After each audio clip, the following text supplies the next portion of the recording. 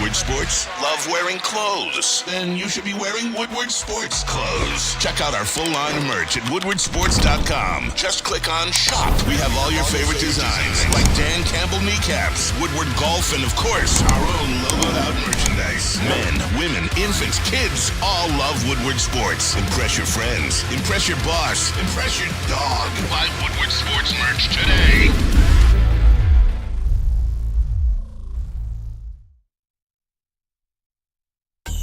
What up, dope people? Oh, man, I feel great this morning, man. I feel great. Let it out. Yo, the snow is melting. The sun is out today. It's supposed to be a little bit warmer than freezing. Missing it, baby. Thank you guys for kicking off your day with Wake Up Woodward. Let's go, let's go, let's go. We got Broder in the building. We got Detroit's number one draft pick, Mr. KG in the sound booth. What up, though? What up, though? We though? got Mr. J.B.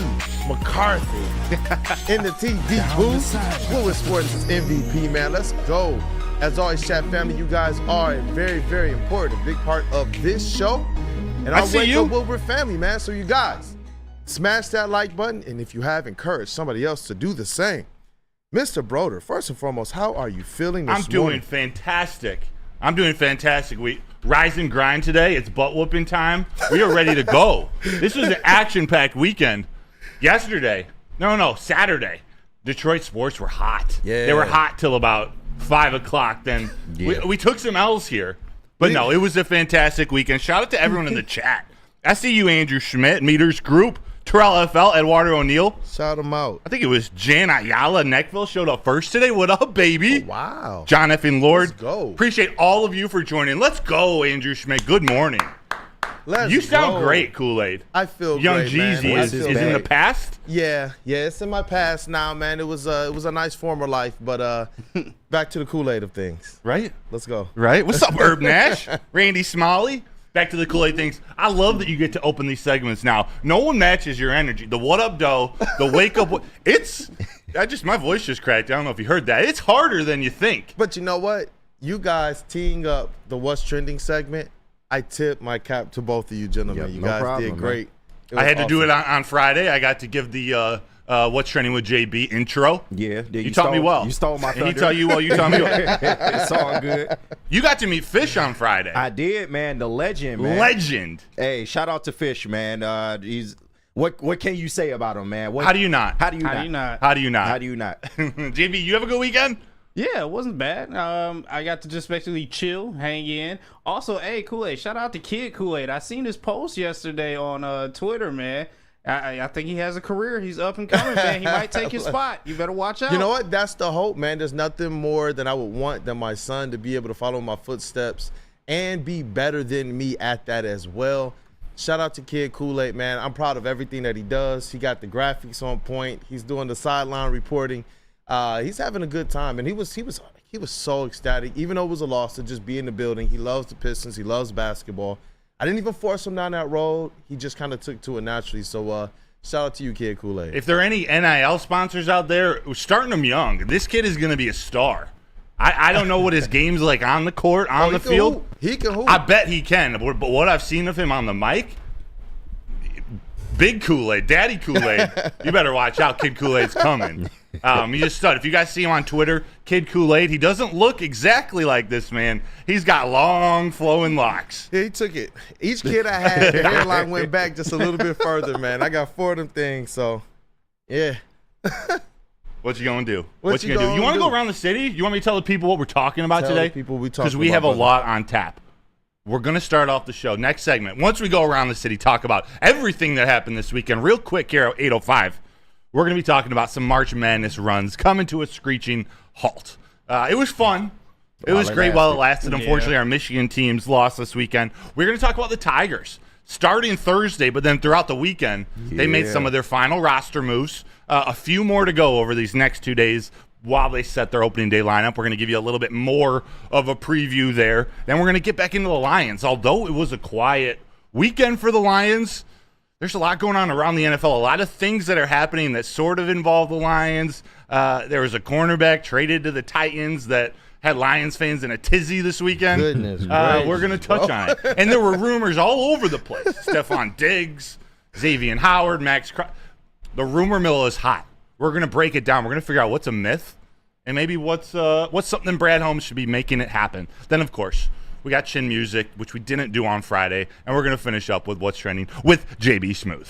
Let's go. So should we do it? That sounds like a great plan, man. Let's a do great it. start to the day. Definitely. We got to start with Tell number 'em. 14 seed Oakland University. March Madness, man. Their run ends with a 79-73 overtime loss to number 11 NC State, the Wolfpacks. I really thought they had an opportunity to pull out this victory. We talked about it on the show Friday, that we really believed that this team was primed to match up well with them, and they did. They did. A lot of kind of the things we bantered about, it held true. Trey Townsend was huge 30 for the Oakland University Golden Grizzlies, and Jack Gohlke just continued to be that guy. Some people believe that he might be playing himself into a potential shot at the NBA, and that's awesome. That's awesome. Years ago, and we're going to get more in-depth into this in Michigan State in the next segment, but years ago, that might seem like a crazy idea. The way the NBA is turned, the way three-point shooting is valued. I mean, Duncan Robinson, go blue, $70 million contract because he can shoot the rock. There might be a spot for him. We'll see. We're going to talk about it. Yeah. But the other team, Michigan State, unfortunately, Tom Izzo, another first weekend loss. They get sent home. Michigan State loses 85-69 to number 1 North Carolina. They just didn't have the juice. North Carolina is a fantastic team. That's the direction you probably want to see Michigan State take with the new NIL and transfer portal. Some of the things Tom Izzo may need to reconfigure. But it was a tough loss. It was going to be an uphill battle to win that game. Tyson Walker poured in 24. Malik Hall added 17 points and 9 rebounds. And Jaden Akins, the star of Thursday's game, added 11 and 4. They just didn't have the juice. They didn't have the juice. It was. I expected them to lose this game, but I thought it would have been a better battle than that. Just to kind of see how that game turned out, it was one that was just like, Yeah. You know, all the hype that we had off of them both getting, Oakland and MSU getting their upset wins. And then for Michigan State to kind of go out that way, it was a little bit like, man, oh, man. Yeah. Moving on to the Pistons. They had a tough weekend. They had a tough one. They played Friday night after our show. They lost to the Celtics at LCA 129-102. Jaylen Brown had 33. James Wiseman had 24, 9, and 4. I'd like to see that. Then on Sunday, yesterday, you were at this game.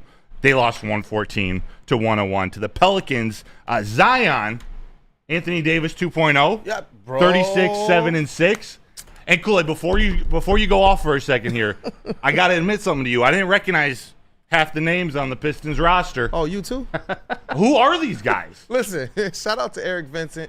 He is the the beat writer for Clutch Points, Pistons beat writer for Clutch Points. And we were sitting together in the media section.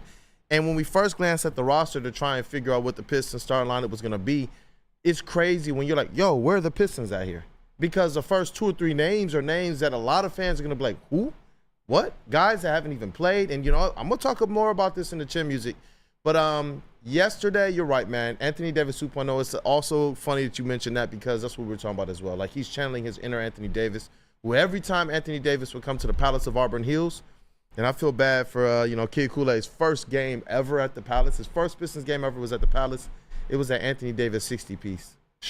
Yeah. Yeah. And yesterday was just another one of those times where it looked like, you know what? It's another New Orleans Pelicans power forward who's going to absolutely do work every single time he steps foot in the city of Detroit. Jeez. Zion went off yesterday. He did. He went off. What did I say again? 36, 7, and 6? Yep. On elite efficiency. And did I hear a little tease? We're going to hear about them again in Chin Music later? Oh, yeah. And it corresponds with an article that I wrote as well. I was okay with this team losing. Everybody was, because we all picked somewhere between 25 and 30 wins on the season. That's not a winning season. But the way that they're losing was something at the beginning of the season, and throughout I've said, you know what, it can't be like this. And they showed a little blip in that 3-1 stretch when they were the hottest team in Detroit. But since Asar Thompson and Isaiah Stewart and kind of how this thing has gone throughout the year with injured vets, we'll save it. Thank you. We'll save it. I picked 32 wins, but I'll admit that was horrible. but I didn't imagine in this late in the season we'd be seeing 39 minutes from Chimezi Metu, Tosan Evboomwan. See, half of these names sound fake. This is just I swear. ridiculous. Why You know would we what? even do At this? this point in time, we could play a game. Is this person on the Pistons roster or not? And Real just make fake. the fake names and mix it with the names that are on the roster right now. Seriously. But real talk, Metu, Chimizi Metu, I actually like his game. Yeah, I actually do. 17-8 is not too bad. I'm throwing a little shade just because I've never heard of the guy, but sounds like a decent game. Yeah, hey, look, he had a decent game. I don't know what to say. We can't talk about this no more. You know what we can talk about, though? We are going to get back to that. You know what we can talk about? A huge comeback down in Hamtramck. Let's talk about a winner. Let's go. DCFC, right. Detroit City Football Club. Les Rouges. They went down early in this game in the 14th minute. Luden's Wesley Leggett. We're also going to talk about a Leggett later on the show. Wesley Leggett made it 1-0. I turned it on with about 10 minutes into the game. They did a moment of silence at the 13th minute for fallen members or fans of the team. And by the time that moment of silence was over, Wesley Leggett had scored a goal. It was like 1-0. It seemed like all the energy. The moment of silence extended about 20 more minutes. But Abdullah Jupe had a goal in the 56th minute. I hope I pronounced that right. I practiced that one. And then Maxi Rodriguez ended it. Well, he didn't end it when he scored. He had the difference maker in the 71st minute. A huge comeback, Detroit City FC, in their home opener at Keyworth Stadium. I was so pleased that they were on CBS Detroit. Yeah. This is one of their new partnerships. Every game is going to be broadcasted on CBS Detroit and their local station. Neil Rule will normally be calling them. He had to call the Oakland game down in Pittsburgh on Saturday, so he wasn't there. It was fun to follow and watch this game on CBSDetroit.com. It was easy. It was easy. I encourage everyone to go down to Keyworth. I couldn't make it Saturday, so I watched it on CBS Detroit. Let's go. Hey, let's go. Yeah, that's awesome. Right. That's really, the progress that this team has made since they've been instituted in the city of Detroit has been amazing. And for them now to be able to have this CBS partnership, to be able to kind of broaden not just their game and what the Northern Guard is about, but just kind of the sport of soccer in general, I think it's a pretty awesome It thing. needs to be a casual fan like me, someone who maybe I don't appreciate the game of soccer or American proper football, I should say, as much. So I need to see it more. And this made it like if I can't go to a game, I can follow Nathan Steinwasser and Connor Rutz. I'm learning. And once Neil starts getting on that mic, it's just gonna stick right in my head. That's what it's about, though. That's what it's about. We don't sit up here and pretend to be experts of all of these sports, but we are passionate about all of these sports. And I think ultimately that's what matters, man. You know what matters to Dante 151? What matters to or a Dante? good point that matters. Pistons need 3 wins to have more wins than the Lions. The race is on. The race. Oh my gosh! So they may not only are they about to set the franchise low in wins, but they're going to have less wins potentially than the Detroit Lions. Yeah. We were joking moment about of that silence. in November on Woodward Nights, like as a joke. But who thought we were actually going to see it? Yeah, Like, are they going to get to 14, crazy. 15 wins? And the Lions kept winning a little bit. Bruh. Yeah, yep. You know what? It's like you try to find any little sliver of hope, and it's like, well, at least it's not with the regular roster, I guess. But that's part of my chin music that we're going to talk about. I later. love to hear it. I love to hear it. Hey, there was so much that happened this weekend. We're going to have to take this into the next segment. Let's take a quick break here, give some love to our sponsors. Then we got to talk Tigers, Red Wings. Michigan basketball had some news this weekend. Oh, they did. Something happened. Something happened. Yeah, one Dusty comes to town. They're going to need to dust off some banners and throw them up in the rafters. We'll touch on that. How about that?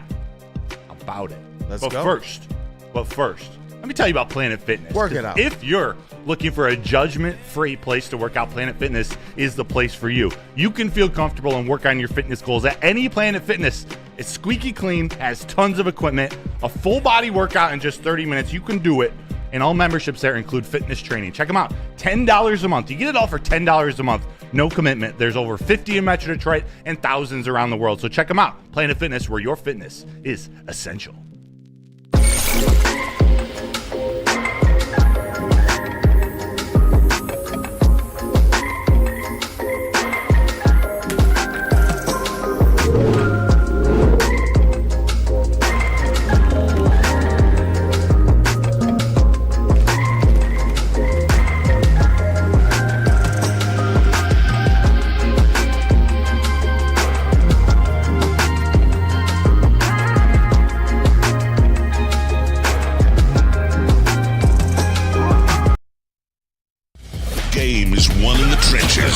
Our big fellas don't mess around. The Woodward Heavyweights on Woodward Sports.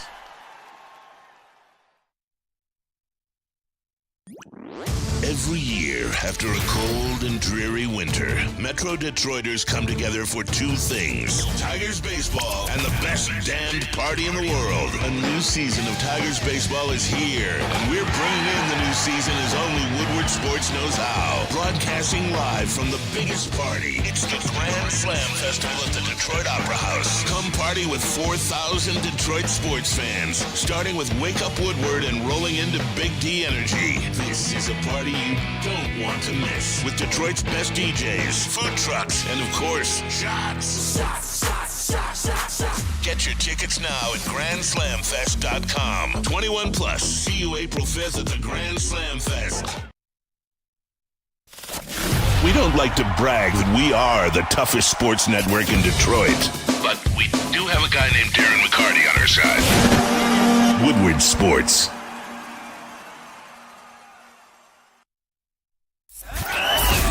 We are the network for Detroit by Detroiters. Welcome to the Woodward Sports Network. What happens when you run a great business for over 50 years? You expand and you offer more products to more people. That's exactly what Les Stanford did when they added Les Stanford Buick GMC. They still have the same great service that their customers have come to know and trust. So go check them out on Woodward Avenue, just south of 9 Mile. You can also check out Les Stanford in Dearborn today or at lesstanford.com. Les Stanford Chevrolet, together. Let's drive. Let's drive right down Woodward. Welcome back, people, to the Wake Up Woodward Show. Thank you all for starting off your day with the boys, man. And I'm so glad that my voice is back, man. Me too. I really am. Yeah. You were struggling for a minute. It was a struggle, man. It was a struggle. I bet there's a handful of people in the chat and listeners that are like, a little less Broder, a little more Kool-Aid. You know what, man? Whatever the mix is, it's always right on Wake Up Woodward. It is. That's the point of this show and of this team. We got a solid 5 and a 6-man, man. Shout out Terry Foster and Mr. Sam Reynolds, a.k.a. Flannel Sam. Whatever the mix is, it's always right. Is that the mix that we get at the cookout one day? Hey, you know what? We got to get that going soon. Mm. I know, you know what? We got Soroki's up here on the back wall, and shout out to Griffin, shout out to Brady, our wonderful sales guys, and Tim. And they said that they got some food on the way soon. Come on. Word. Yeah, some type of catering. I I can't want wait. some crispy chicken and pizza. We're going to have to record Save me that. some. And we're probably going to have to play the black card game, too, while we're eating. Oh, Yeah, definitely. absolutely. Oh, definitely. Count me in. We got to sharpen Broder up, man. I got to sharpen up. Prep. Get my ACT prep. Let's get Actually, it. that's probably the whitest thing I could say. It's like deduction point right now. -1. Oh, man. Oh, man. But, What we you know how talking many about? games the Tigers had this weekend? 4. Were any of them, was there anything good to take away Yeah. from this? 4 dubs. Let's Yeah, go. exactly. 4 wins, baby. Ah, This is there's not a ton like this is a stretch where they're getting ready for the regular season, extending pitchers, innings pitched to starting pitchers. They're making their final cuts. They want to make sure that their hitters, their timing's down. This is just a good weekend overall for the organization, with 4 wins against the Phillies on Friday, 2 games on Saturday. They beat the Yankees, they beat the Blue Jays, and then yesterday a 3-2 win over the Rays. Where a guy we're looking for to perform this year, a starting pitcher, Jack Flaherty, looked Yes, sir. sharp. What you got to say, KG? Nah, he did look great, man. And just you really want to see this heading into the season. I know spring doesn't account for much, but the Tigers look good, man. They really do. The pitching staff, they should absolutely be on point. It's just all about the bats. Yeah. If they could pitch like this, it takes all the pressure off the hitters. It leads to these wins, 4-3 wins. Saturday they had some high scoring, 11-6, 10-7. But Friday, a 4-3 win over the Phillies. We're gonna see some close games with this young lineup. It's just awesome to see a guy like Flaherty who has, I'll say, Cy Young potential. I'm not calling for him to win the Cy Young this year, but he's got stud potential. Pitched well in St. Louis. Yeah. Struggled last year, but they brought him here on a 1-year, $14 million contract. That's nothing to brush your shoulder off of. That's a decent amount of change. They're expecting him to be that number 2 and 3 starter for them this year and then go earn his bag, whether it's with the Tigers or another team. So what's the takeaway? Good to see the team get used to winning. They're getting ready. They're getting ready for the opening day, and they're making these final roster cuts. So it was fun. That's awesome. Anytime you're winning, I don't care if it is regular season or preseason, as long as the kind of the stats and the things in between the games are going the ways that you want them to, man, I think it's a lot to take away. You're talking about a team with some expectation. Get used to the feel of winning. Get used to the feel of playing good. Get used to seeing yourself walk off the field, understanding what that feeling is. And I know that we've had some kind of historic flips between preseason and regular season, especially with the Lions, man, going 4-0 and flipping that 0-16 into 0-16. Never forget it, man. Can't forget that. But with the Detroit Tigers and baseball in general, I would assume, I want to believe, and you can correct me if I'm wrong, that pitching will translate from what they're doing right now. And and I know Jack, he had a heck of a weekend. Especially earlier in the season when you're seeing guys for the first time. Flaherty, Maeda, these guys, although I guess Maeda was in the AL Central last year, they're seeing new hitters.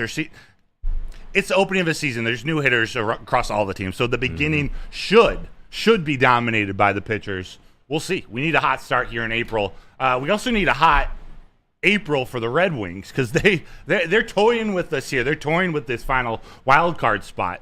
They lost 1-0 against the Nashville Predators on Saturday. It was a close game, 0-0 until about just over 5 minutes left in regulation in that third period when the other Forsberg, when Philip Forsberg put the Predators ahead 1-0. Red Wings couldn't answer back. I did see a pretty epic fight. The most Sider in Forsberg. Yeah, they lost the war. They won the battle. Yeah. They definitely won the battle. Yes. We need them to win this war, though. I forget how many exact games they have coming up, but they need to run off a string of wins now. Larkin's back. We hope they can get this consistent, get everything back on track. Yeah, I want to see playoffs at LCA one way or another, man. If it's the Red Wings, let's get that done. They have the makeup. They have the players, but for some reason right now, they are just not playing up to the potential that they showed kind of at the start of this show. Yeah. At the start of Wake Up Woodward almost 2 months ago. Yeah. That team was flying high. Yeah. And we thought going into the deadline, maybe they make a few tweaks and they're able to kind of solidify what we've seen.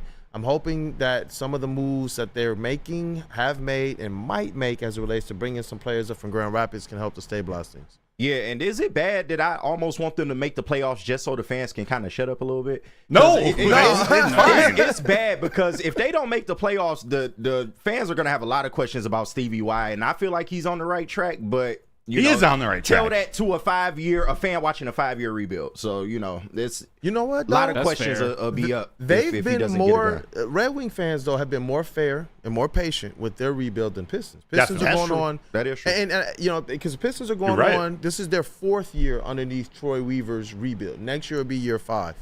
And so they have been more patient. I think what it is getting that close, seeing it in hand. Seeing this team trend in the right direction where they were just a couple points out of the top 6, climbing out of the wild card into a solid playoff spot, and now they're fighting to just take hold of the second wild card spot at this point in time. Yeah, and I think it gets people a little antsy. We were comfortable, and now it's like, whoa, what's going on? And even from a brighter scope, like the fans, we don't want fool's gold 2 years in a row. Like last year, they kind of had that run where people thought, hey, they could make the playoffs. They're starting to look good, and then they fell flat. You don't want to see that 2 years in a row. Yeah. So yeah, man, I'm rooting for the Red Wings. Hopefully, they can get this stretch completed and get into the playoffs. Without a doubt. Yeah. Heading out to Ann Arbor. I'm going to start with Michigan baseball real quick. You have to. I have to. Got to show them a little bit of love. Former also, University of Michigan baseball pitcher here, man. Let's go, Southpaw. Let's go. They won their opening series. They opened the Big Ten season this weekend at Penn State. Won their opening series 2-1. They won. They lost Friday to Penn State 3-4. They then beat Penn State 9-6 on Saturday, 11-6 on Sunday. There we go. 11-6 win over Penn State yesterday. That was the last win I had against Penn State when I pitched. But head coach, manager, Skip, Tracy Smith, he's going to be joining our show on Friday at 8:45, the day they open their home Big Ten season. So they play Michigan State tomorrow in Ann Arbor. Then on Friday they play Maryland to open their home season. Tracy Smith's going to be on the show. We're going to learn a little bit more about Michigan baseball. Also, Tracy Smith coached Spencer Torkelson at Arizona State when Torque had an epic epic. One of the best years, one of the best hitting years in college baseball history, ended up being the number 1 pick for the Tigers. So I'd love to pick his brain. I haven't talked to him about this, so I would love to pick his brain on, hey, what really should we be excited about Torque moving forward? I'm excited. The bomber, man. I'm excited for that one, man. So it's going to be fun. We got to get boots on the ground at a U of M baseball game. I think it'll be fun. We have to. We got to. We have to. We got to. And the basketball team, they made some waves too. Juwan Howard's gone. Within 2 weeks, Ward Manuel makes a quick switch, quick pivot. Dusty May. Yeah. Dusty May, former head coach Dusty at May. Florida Atlantic University. The Florida Atlantic men's basketball team is now your head coach at the University of Michigan, replacing Juwan Howard in a stretch that just did not go well for Michigan and the former Fab 5 star. But Dusty May comes up. A lot of hype on Dusty May last year, especially after making a Final Four run with Florida Atlantic. There's been a little foot off the pedal from some people recently because they let one slip away. Yeah, we'll say against bounced this Northwestern year. in the first round this year. But I don't know a ton about him to go in much depth, but I think it's a fine hire. Yeah.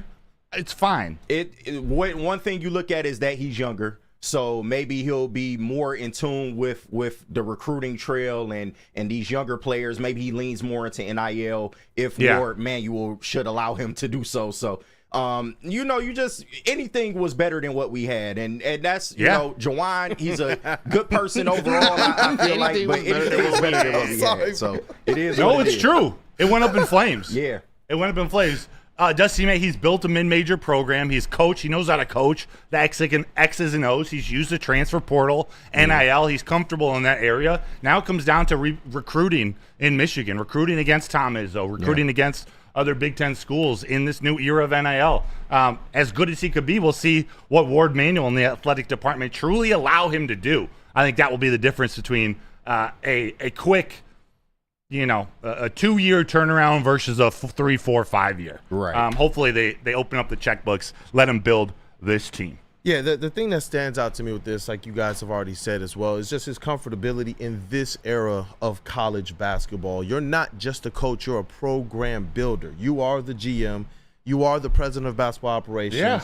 You are the coach. You are the person making sure that you have a good staff in hand as well. And I like his connection down there in Florida as well. I really do. Good basketball down in Florida. If you can recruit Florida, and again, with NIL, there's so much good and bad and transfer portal. This isn't the conversation of that, but what this does, it allows you to recruit all over the country. Obviously, you want your specialty, your areas. You want to be able to dominate Michigan, which is very difficult in Michigan with Tom Izzo down the road. But if you can now start recruiting across the country, bring in some of these studs, and then develop them, that's the key.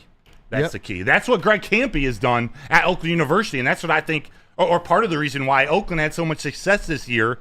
They got juniors, seniors, fifth-year players. Jack Golke, a graduate transfer, a fifth-year coming in. That experience in big moments like this. Kentucky, the big bad boys of Kentucky, there are some super studs on that team, but they're also 18 years old. And that can carry you so far. Sometimes when you get into the big moment, it's a little too much for 18-year-olds. I've been 18 before. We've all been 18 before. Yeah. It's different than when you're 23. Jack Golke, Trey Townsend, they had the edge in game 1 against Kentucky. They let it slip away a little bit against NC State. I know we were talking a little bit in the break, like when it went into overtime, although that final set in regulation wasn't really what you wanted to see out of Oakland. Their offense had been moving pretty well up to that point. That final set was bad. But when you get to overtime, after NC State playing, I think it was 7 games in 12 days. Yeah, it's a lot. They were tired. That should have been the moment. You step on the gas pedal right at the beginning of overtime. Unfortunately, that's what NC State did, and they never looked back. Yeah. You know what? I wonder what Oakland University does from this point now. They're losing a lot of seniors, but Greg Campy has gotten this team. He's continued to take them from a community college to a team now that has won an NCAA tournament game for the first time in school history. I wonder where he takes it from here. Yeah. The one thing I can say is Greg Campy he's a great person, just an overall great spirit. If you get the opportunity to meet him, you will feel that it exudes. And just kind of seeing him in videos and press conferences, seeing him in interviews, and seeing just how much he kind of takes for his players. It was an awesome thing to see them have this type of success. And I'm glad that if you're going to go out, that it was a hard-fought game in overtime that way. that way. They could have they should have been in the Sweet 16. They really should have. Yes, honestly. It's awesome. It sucks that we don't get to watch it, but that's something a school like that should be proud of. And you never know how much you can build off this run. We'll call it one game. We'll call this a run. Mm-hmm. The NIL deals that have already started coming in for Jack Golke with TurboTax, and I believe it was actually the whole team got some form of TurboTax deal. Jack Golke got Buffalo Wild Wings. Nice. Like a little bit of attention. Oakland has an NIL fund. I'm blanking on what it's called. Neil will fill you in if you remember. They did. They said it at the game we were at. Yeah, Blake Lampman was who's graduating. He was shouting out his teammates, like, let's get our teammates paid. That's something that stretches to mid-major schools like Oakland. They don't have the type of money that the Kentuckys, the Michigan States of the world have. So I just don't know how this all plays out. This attention is not a bad thing. That's all I know. Yeah. They're going to get something out of it, whether it's recruits, whether it's more students coming to the school, enrolling at the school outside of basketball, outside of sports. There's so much benefit to a run like this. You'll love to see it. Mm-hmm. Love to see it. Man. Love to see Congratulations to Oakland University. It's as Neil called it, it was a legendary season for them. It was. It was. It was. Guess what, guys? You're going to get to see Jack Golke on Big D Energy with the salmon-wearing man himself, the salmon jacket-wearing man, Neil Rule, and Sam Flannel. Of course. I believe he'll be on around 12 o'clock. But tune into Big D Energy from 11 to 1 for Jack Golke. That's going to be epic. And it's cool to have him live in studio as well. Right. I know sometimes these interviews that happen via vMix or phone call, but he will be in the building, boots on the ground here. And I know we have to we got to get Mr. Rocket Watts on here as well. We do. Maybe we can get that later this week or next week. Rocket, fan of the show, friend of the show. I know he was injured or wasn't 100% healthy during this run. Yeah, bad ankle. Yeah, a huge part of this Golden Grizzlies successful season. We didn't see it out of the points in this tournament. What if he was healthy? I know, what if? Goodness. Greg Campy himself, he said his game, I think he had 8 points, a couple assists, a couple rebounds against Kentucky. Campy said he thought he played phenomenal. Yeah. I got to go back and watch it, but a veteran like that, I'm sure this run meant a lot to him, especially, after Michigan State got knocked out. He transferred from Michigan State. He's had a little whirlwind of a career path. It was awesome to see him get some shine, get some spotlight. Mm-hmm. Yep. Yeah. You know what? Hey, once again, congratulations to them. And JB, man, any words on Michigan State hoops? You just had to bring them up. You just had to hey, look, man, you're our representative, man. I mean, the Spartans put up a good fight. I will say their first half looked a lot more promising than the second half. I don't know what it is. They come out with a fire just to start off the game, and then as it gets going on more and more, ending towards the end of the first half, moving on to the second half, that fire just seems to go out. I don't know what they can do more, but hey, you're on like a 17-0 run, and then next thing you know, you just let it burn out. You just let it fizzle away. So there were no answers for what the Spartans could have done, but they tried their best. That's all I can say. And I know you said they kind of burned out and fizzled out. Do you have higher hopes for them next season? I have higher hopes if Izzo can actually look into the transfer portal. You start using some of this NIL money, but I don't think he's that type of person to do that. So who knows what we're going to see next season. All I know is it needs to be better than this. It needs to be better than what we've seen this past season. I agree. Agreed. Higher hopes. Higher hopes. Higher hopes. Like Dispo. Yeah, there you go. Because you can visit Dispo Dispensary today for an exclusive new deals and experience a team that curates an unbelievable atmosphere. They're mixed with fresh inventory for Michigan's largest variety of products. And I'm asking you, save the date. Save the date for April 20th. That's 4/20 at Dispo Dispensary. They're putting on epic events at all locations. So stay tuned for more details that we'll be sharing over the next few weeks. That's Dispo Dispensary, DispoShops.com, your local cannabis plug.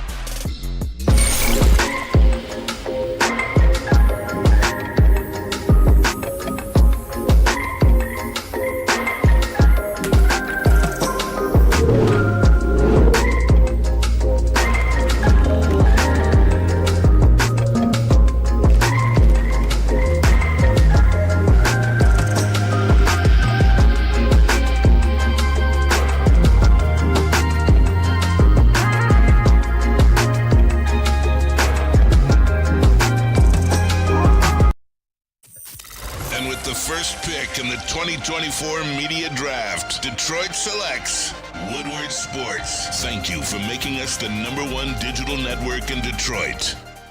Where's the most convenient place to get that big fitness energy? It's Planet Fitness. Join today for just $1 down, $10 a month. With over 2,400 locations and equipment for every workout, you can get in, get energized, and get going. And with free fitness training and most clubs open 24 hours, everyone belongs in the judgment-free zone. So join today for $1 down, $10 a month, no commitment, cancel anytime. Shake Shack and Woodward Sports want to remind you it's always football season. So how would you like to win 2 tickets to this Lions season opener? It's a Shake Shack QB challenge. If you can throw that football on a rope, you could be at the home opener. So register today for your chance to win at any Shake Shack location or at woodwardsports.com. You can scan the QR code right above my head, or you head to woodwardsports.com. There's a pop-up that pops right up. Click that link. The QB challenge, win 2 tickets to the Lions home opener. Let's go. Welcome back, people. It is the Wake Up Woodward Show. We What up, got though? Mr. KG in the sound booth. That's Detroit's #1 draft pick. The real KG, right? Let's rock, bro. And we got Woodward Sports' MVP in the TD booth. I'm waiting until Tuesday before I give you the proper saying. But we got Mr. JB Smooth. Titties! And shout out, man, our Detroit You too, Lions baby. and Detroit Tigers credential beat writer and beat reporter, Mr. Rise and grind. And it's your boy Brandon Dent, a.k.a. Detroit Kool-Aid. Let's go. Your credentialed Detroit Pistons beat writer and reporter. I know there's not a lot to be excited about, but that is an accomplishment. You're an absolute stud. We shouted you on Friday. You, brother. It takes a lot to cover. It's hard to cover a good team. This was my first year covering the Lions. It was hard to cover a good team. There's a lot that I can't imagine what it'd be like covering the Pistons. I just hope for their success. It's something else. Moving forward. Yeah. But I'm learning a lot, and there's been a lot of people who've helped along that way, from Rod Beard to the Terry Fosters, Pistons PR, people here at this network, Neil, a lot of people, man, Darren. And I know everyone Roland. watching, they see you and they know loyalty means something in this world. When the Pistons are good, let's pretend I didn't work with you. The Pistons turned out to be good, and I started getting even more excited about them, and I'm going to find my favorite content creators or networks to go watch. I'm going to find those guys who stuck it out through the tough times. Pause. Those guys who dealt with the down times, not the ones who, when they're good, then they started talking about them. And I know there's some nuance to it. In media, it's tough. The numbers are going to go down when you start talking about the Pistons, the Tigers, in years past, the Red Wings. But that's what we're trying to do. We're trying to build up a little foundation here, making sure that we cover all the sports. So when they're good, they come in to Wake Up Woodward as their first stop. Oh, yeah. Listen, man, we're all always things Detroit. And it's a process. It's a process for this thing. We're going to continue to try and put forth the best coverage. We're going to continue to try and increase and improve our relationships with the organizations. We're going to continue to try and represent the voice of the people as it relates to these press conferences and the questions and the media availabilities, the questions that we're able to ask the organization, the coaches, the players. Yeah. The thing I'm looking forward to the most, I know a lot of people got their mindset on the draft and free agency, but the exit interviews. The Pistons have about 11 games left, and there will be a big exit interview press conference where we're able to get in there and ask the questions you guys want. So, guys, continue to be patient, but let's have a working synergy where I can kind of take a little bit of what you guys are feeling to the Pistons organization so that they can get it firsthand from some of the people in that media room that they have relationships with and trust. So we can make sure that they understand this isn't just social media noise. These are your diehards. These are the people who stay and have stayed tapped in. These are the things they want to know. This is the place that they hope this team goes to next. So let's keep it rocking. Yeah, I can't wait for them to experience the excitement that it seems like is going around Detroit right now with the Tigers. I don't think there's these overarching expectations they're going to go win the World Series, but that this team is being built right. The future is bright. They're going to be patient. Them, as in us and the fans, are going to be patient throughout this year because there are going to be struggles with younger players. But with this team made up, with these younger players, this coaching staff, this front office, that might be the key to this all, this front office. The Tigers are headed in the right direction. And this city, I'm excited. This city is excited. I can feel it. I can feel it from you guys in the chat. By the way, shout out Jenna Newman. OG, literally from day one. I remember you in the chats when I was in the chats 3-4 years ago. Shout out to you and shout out to everybody in the chat. The Tigers have 2 more cuts to make. They got their starting rotation set. They actually got their starting offense and defense, their hitters and their fielders, their position players. That's what I was looking for. Set. Now they got about 4 guys in the bullpen vying for these last 2 roster spots for opening day. We got the starting lineup. We got Tarek Skubal, your left-handed pitcher, Kenta Maeda, Jack Flaherty, Casey Mize, and Reese Olson. That's your starting rotation, which is pretty nasty. So nasty, or so much potential, I should say. Oozes with potential. They just sent Matt Manning down to AAA to start the season. Matt Manning had a really, really strong spring training, has been doing a lot of great things to earn some starting, to earn a spot in that starting rotation. I wouldn't be surprised if we saw him up in the bigs at some point in the next 2 months. Case of injury. Yeah, Up pitchers get like hurt. That. Yeah, pitchers get hurt. Reese Olson can pitch out of the bullpen. He can pitch long relief. So there's still flexibility. But to start the season, they got their 5 set. The position players they sent down, some kind of surprised some people. But these are all strategic for the future. Outfield, Akil Badu. He's going to start the season in AAA, as is prospect Justin Henry Malloy, who actually really impressed me. Spring. He impressed me, KG, this spring, especially with the bat. His problem is, though, he's now focusing on being a corner outfielder. Yeah. And there's just not enough room. Yeah. There's just not enough room. He's not a strong enough fielder to steal that time from Riley Green, Mark Canha, Kerry Carpenter backing him up there. There's so Veerling and McKinstry. There's so many versatile pieces on this team, which is great. That's part of it. Yeah. Justin Henry Malloy. Justin Henry Malloy probably just needs 1 more year to get his skills honed down in AAA, mostly on the defensive end. But KG, I don't know if you've noticed, he's been this is a baseball term. He's been stroking it. Yeah. With the bat, he's been hitting. I mean, stroking it. What? See, JB, you're learning. He's been stroking it, and we don't want him to pause that either. Yeah, stroke, man. Stroke, man. Whoa. All right. What? All right now. Okay. But no, he's had a good spring at the plate, most definitely. I set you up for failure there, didn't I? You did. I did. AJ Hinch is KG. not setting his guys up for failure. Yeah. So these last 2 bullpen spots, before we get on to the next topic, 4 relievers vying for the last 2 spots. Left-handed pitcher Joey Wentz, then righties Alex Faedo, Miguel Diaz, and Bo Brisky. So AJ Hinch. Sorry, what? No, I said Faedo, a familiar name. Faedo, he's one I would love to see up there. My prediction, which take it with a grain of salt, it's probably going to be Joey Wentz, just because he's left-handed. Like, they need more left-handed arms, so I think that might be the tiebreaker. If it's a tie between him and some of these other guys, I do think Bo Brisky is probably going to take that last spot. But Alex Faedo is someone I would love to see up at the bigs. He'll be one of the first called up if he starts in AAA. All 4 of them. Even Miguel Diaz pitched well. He's a little younger. They just need a little more time with him. But the fact that they have this all set, for the most part, set going into Thursday's season opener. Easy, you've been stroking. Yup. Headed into Thursday's season opener.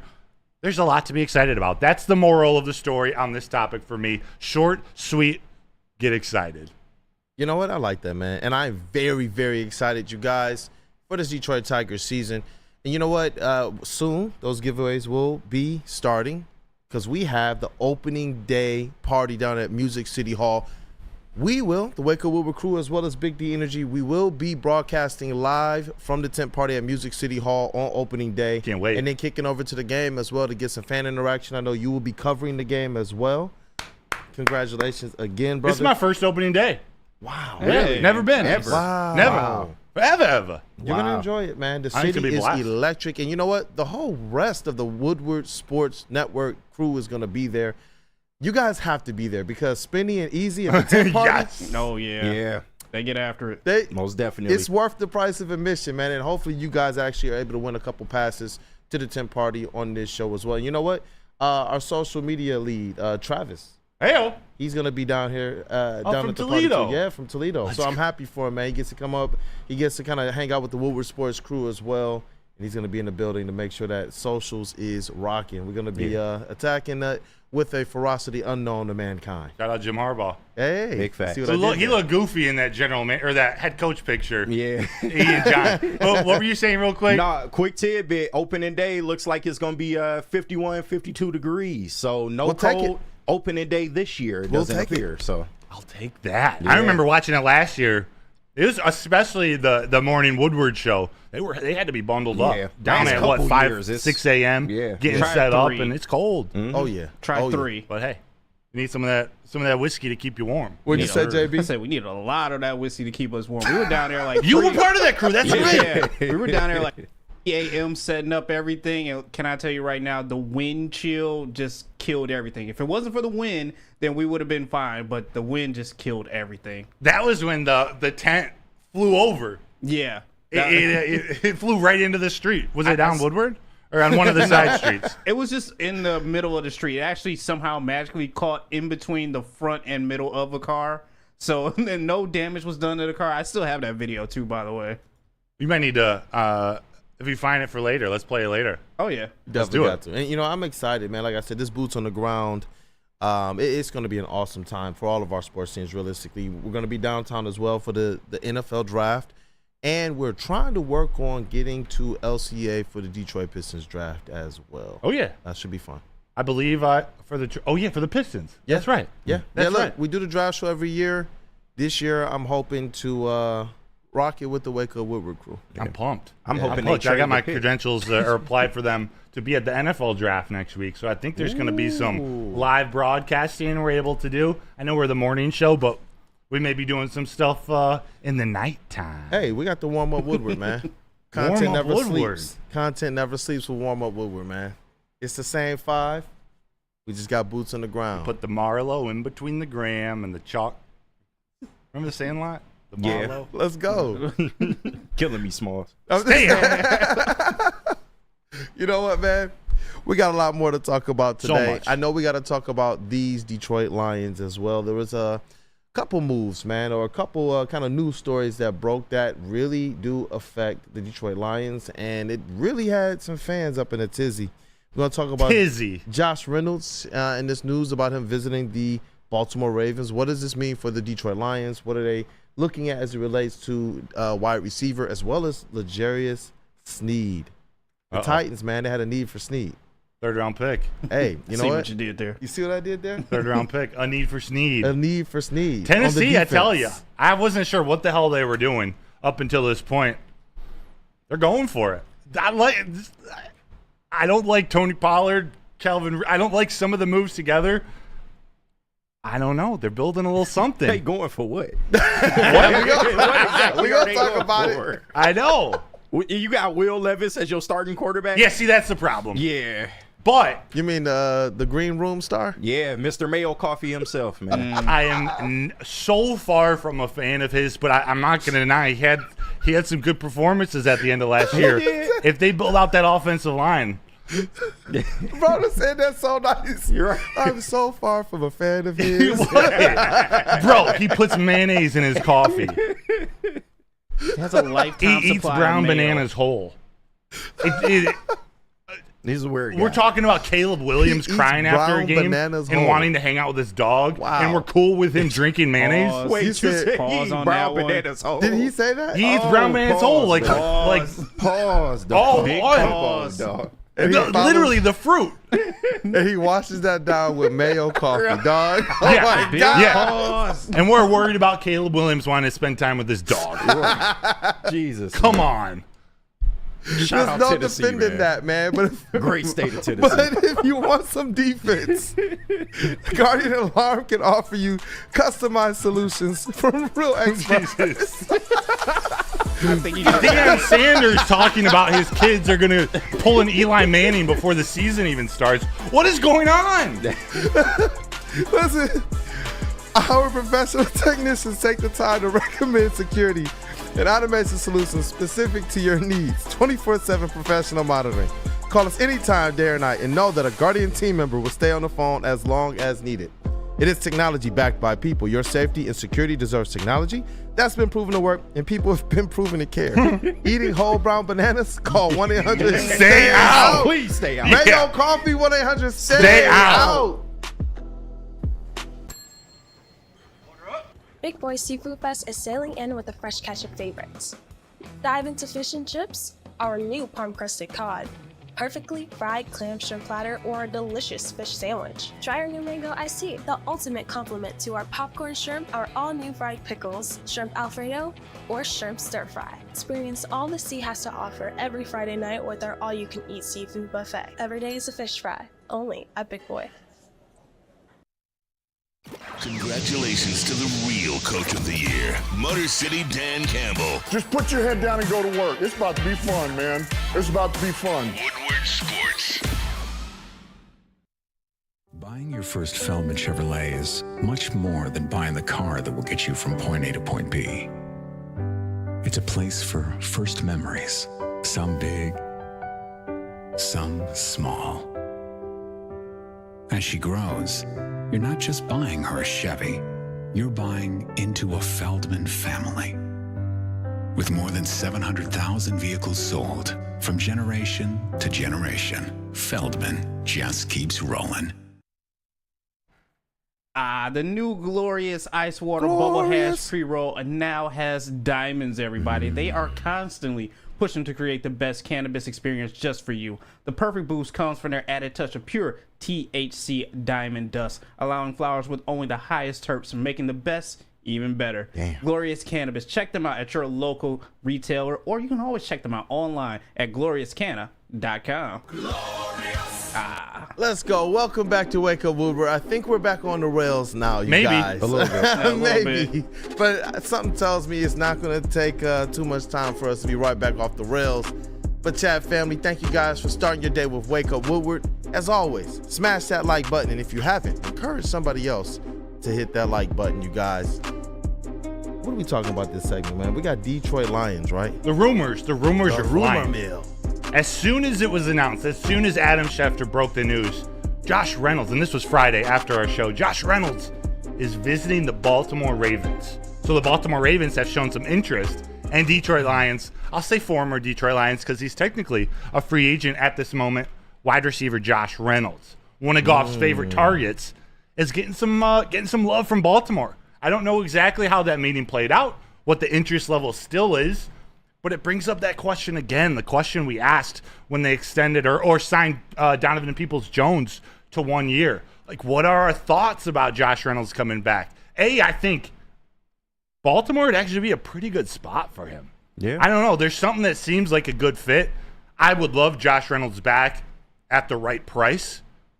My guess, and this is unconfirmed, this is my speculation, my thoughts, my guess is he probably wants or has earned a little too much money to be the Lions' number 3 receiver, especially with some free agents that are still out there, / the depth and strength of wide receiver in the draft.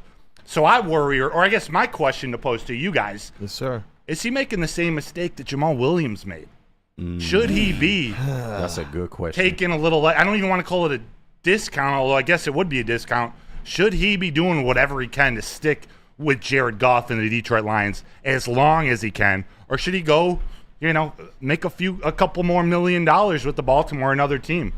KG, you're looking right at me. What are your thoughts? I mean, normally I would be a proponent of go get your money any way you can get it. But I do feel like that maybe he should have took, a little bit less money and probably stayed within this system that, to be real, he's worked the best in. Josh Reynolds has bounced around the league a little bit. No disrespect to him. He's a solid receiver. But when he got to Detroit that year with Jared Goff, the offense just took a different turn. And in turn, it made Jared Goff look better. It made him look better. But I can't necessarily blame him. I know the sticking point was allegedly around like $8 million he wanted, and I can't blame him for that when Khalif Raymond makes $6 million and he's your 4th wide receiver. But it might just be too much money for the Lions to shell out. Yeah. So I'm not mad at the fact that, we moved on from him. You got DPJ at $2 million. He's 25. A lot of runway left. So it made a lot of sense for them to go in that direction for their wide receiver 3. But if he had took a little less, it would have been nice to have him as an option receiver 3-4 tandem, in that spot. But I mean, best of luck to him. I hope it works out for him. But I do feel like he should have took maybe a little less money instead. Yeah, JB, Josh Reynolds had 3 catches last year in the regular season that weren't a first down or a touchdown. He had 40 receptions, 32 first downs out of 40 receptions, and 5 touchdowns. And then in the playoffs, 7 of 8 receptions were for first downs. The other one was a touchdown. But the last thing people remember are the drops in the NFC Championship game. Do you think that's enough reason not to bring him back? Do you think the Lions are even thinking about that? Or just in general, what are your thoughts about Josh Reynolds coming back to the Lions at an $8, $9, $10 million contract? No, I don't think the Lions are thinking about the drops. I know that's something that sticks on our mind, but that's probably just because we're so much of fans and how deep of a run we had in the playoffs. But I honestly feel like the Lions probably sent him out an offer. He didn't really care for it, didn't like it. So now he wants to sit here and test the waters to see what Baltimore is going to offer him, see what they have going.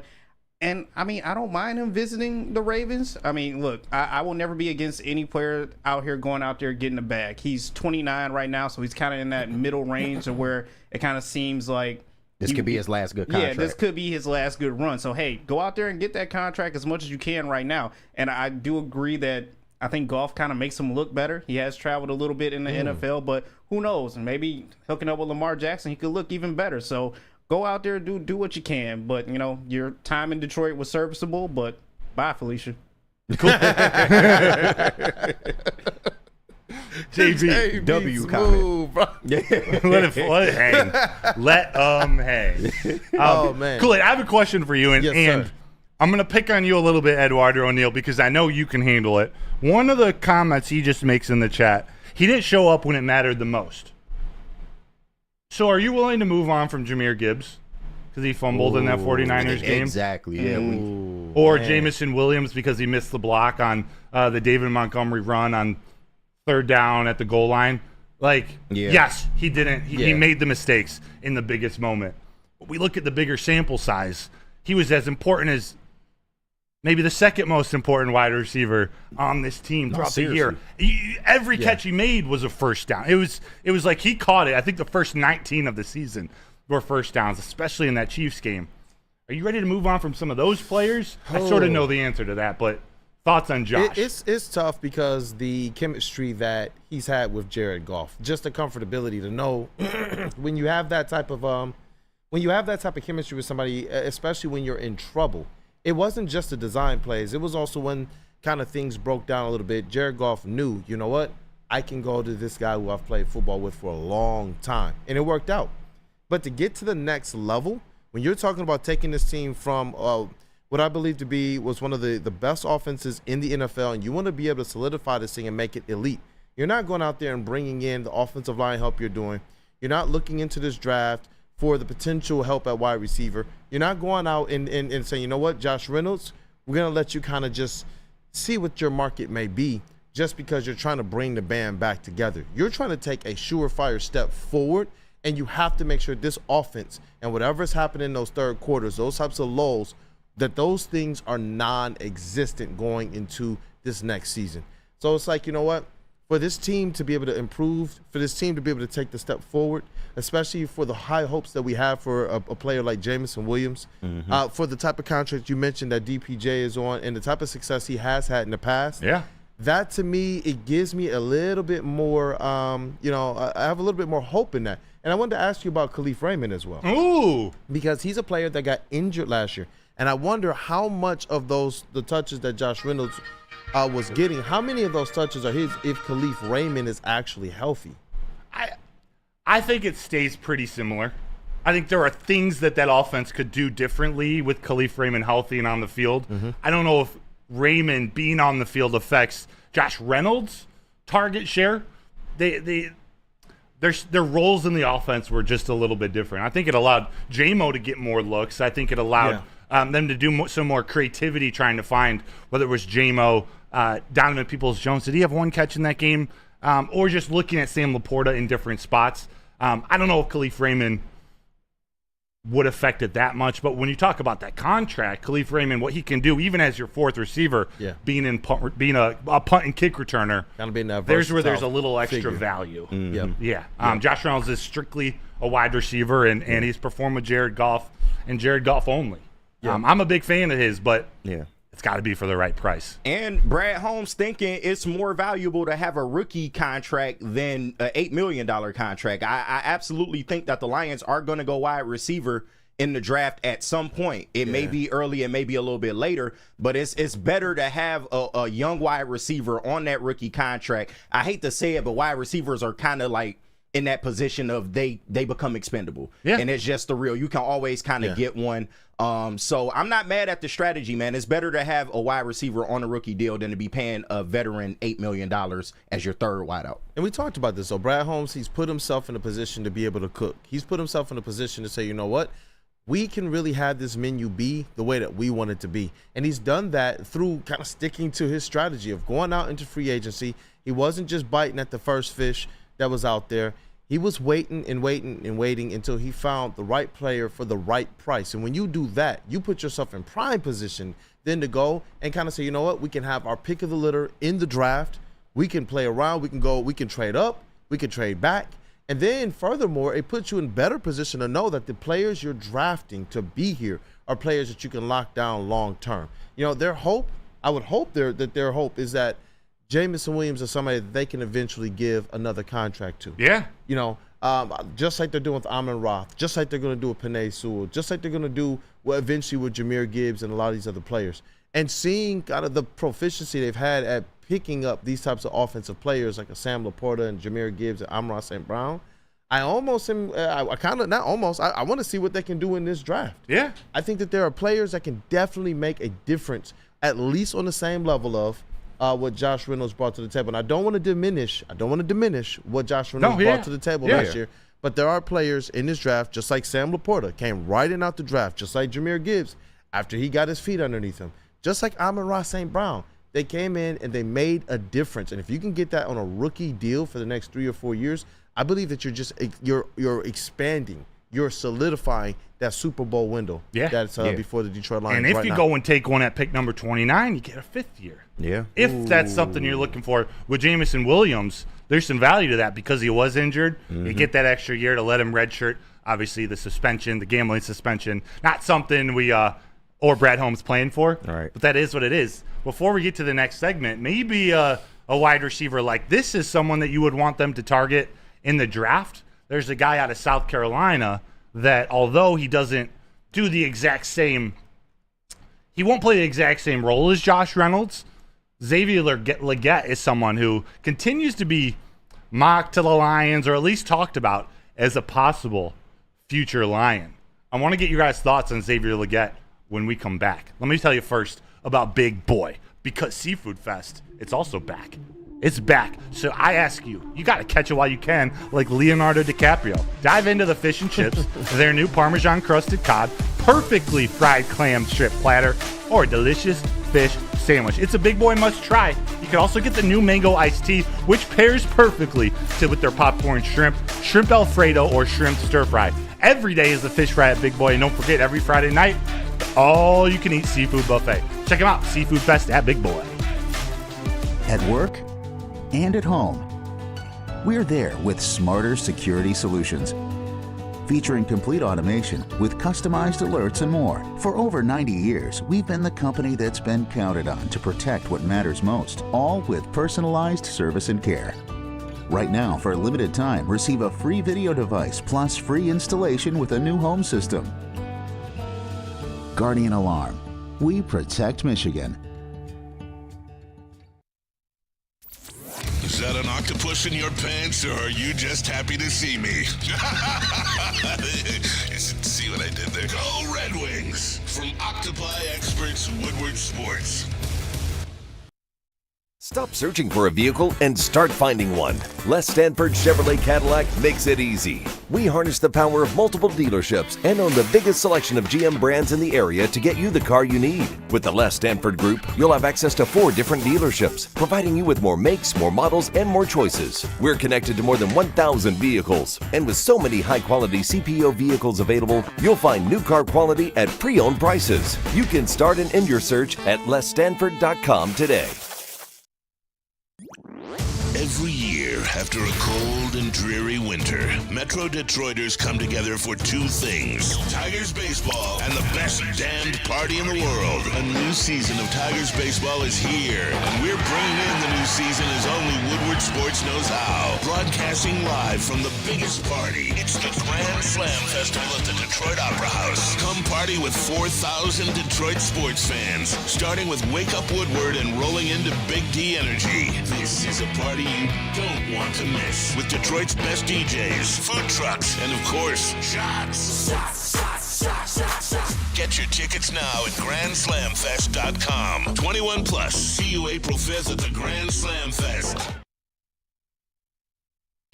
Spring training is just about over. The offseason for the NFL is heating up. The Red Wings season's coming down to the wire. So's the Pistons season. You know what occurs 24/7, 365 days a year that's not 7-Eleven? It's Jack Labrador. Jack Labrador, you can learn how to play now on your phone at jacklabrador.gg. They got 2 new symbols and a franchise-changing 3-point play. Remember, once you go Jack, you never go back. Check them out, jacklabrador.gg. Welcome back to Wake Up Woodward Chat family. Wake Thank up. you guys for starting your day with the crew. We're excited for you guys to be here with us and supporting as well. As always, smash that like button, and if you already have, encourage somebody else to do the same. We got to get back into more of this Detroit Lions talk. Before we went to break, we were talking about the wide receiver situation, especially with Josh Reynolds potentially on the way out. And what does that mean for the Detroit Lions as it relates to wide receiver? Yeah. My personal opinion is Donovan Peoples-Jones is going to slide right into that role that Josh Reynolds played. Maybe starting the year as your number 3, is that reliable number 3 wide receiver, while mentoring, buying time, allowing some time for a rookie who they take in this draft. Maybe it's first round, maybe it's second, third, or fourth round. Allowing a rookie to come in and be the next wide receiver of the future to play alongside Amon-Ra St. Brown and Jameson Williams. I think Xavier Legette's one of those guys that they're going to be looking for in the draft. Ideally, maybe the one type of wide receiver that this Lions team is missing is that big body, whether it's tall or physical, that guy who can go up and win contested balls, contested catches, the guy who can stretch the defense along the outside like a Mike Evans type, stretch it, a big body Mike Evans who can be that deep threat. Xavier Legette certainly fits that mold. Maybe Keon Coleman fits that mold. I'm a big fan of Adonai Mitchell out of Texas, and I see some in the chat where was it? Herb Nash said Dantes Walker from UNC. They have 2 North Carolina Tar Heels on that wide receiver staff. And by the way, we're not going to talk about him a ton today, but wild card is Antoine Green, their 7th-round pick from last year. He had been battling some injuries, and they drafted him to be that sort of 50-50 type ball.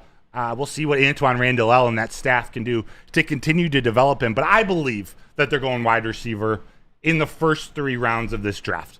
It's a deep draft class, but the top group, and not just the top 3 that are going to go top 10, Neighbors, Adunze, and Marvin Harrison, but that next wave from middle of the first, Brian Thomas Jr., to your Brendan Rices, Johnny Wilsons, Malachi Corleys in the 3rd round.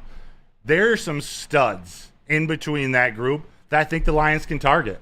Do you think they should go wide receiver early in this draft? I kind of do. And you know what? A lot of times when we talk about that more bigger bodied wide receiver, we think about them getting down the field, them stretching the field, them taking the safety with them as well. Just the same way we think of with the speedster like Jameson Williams.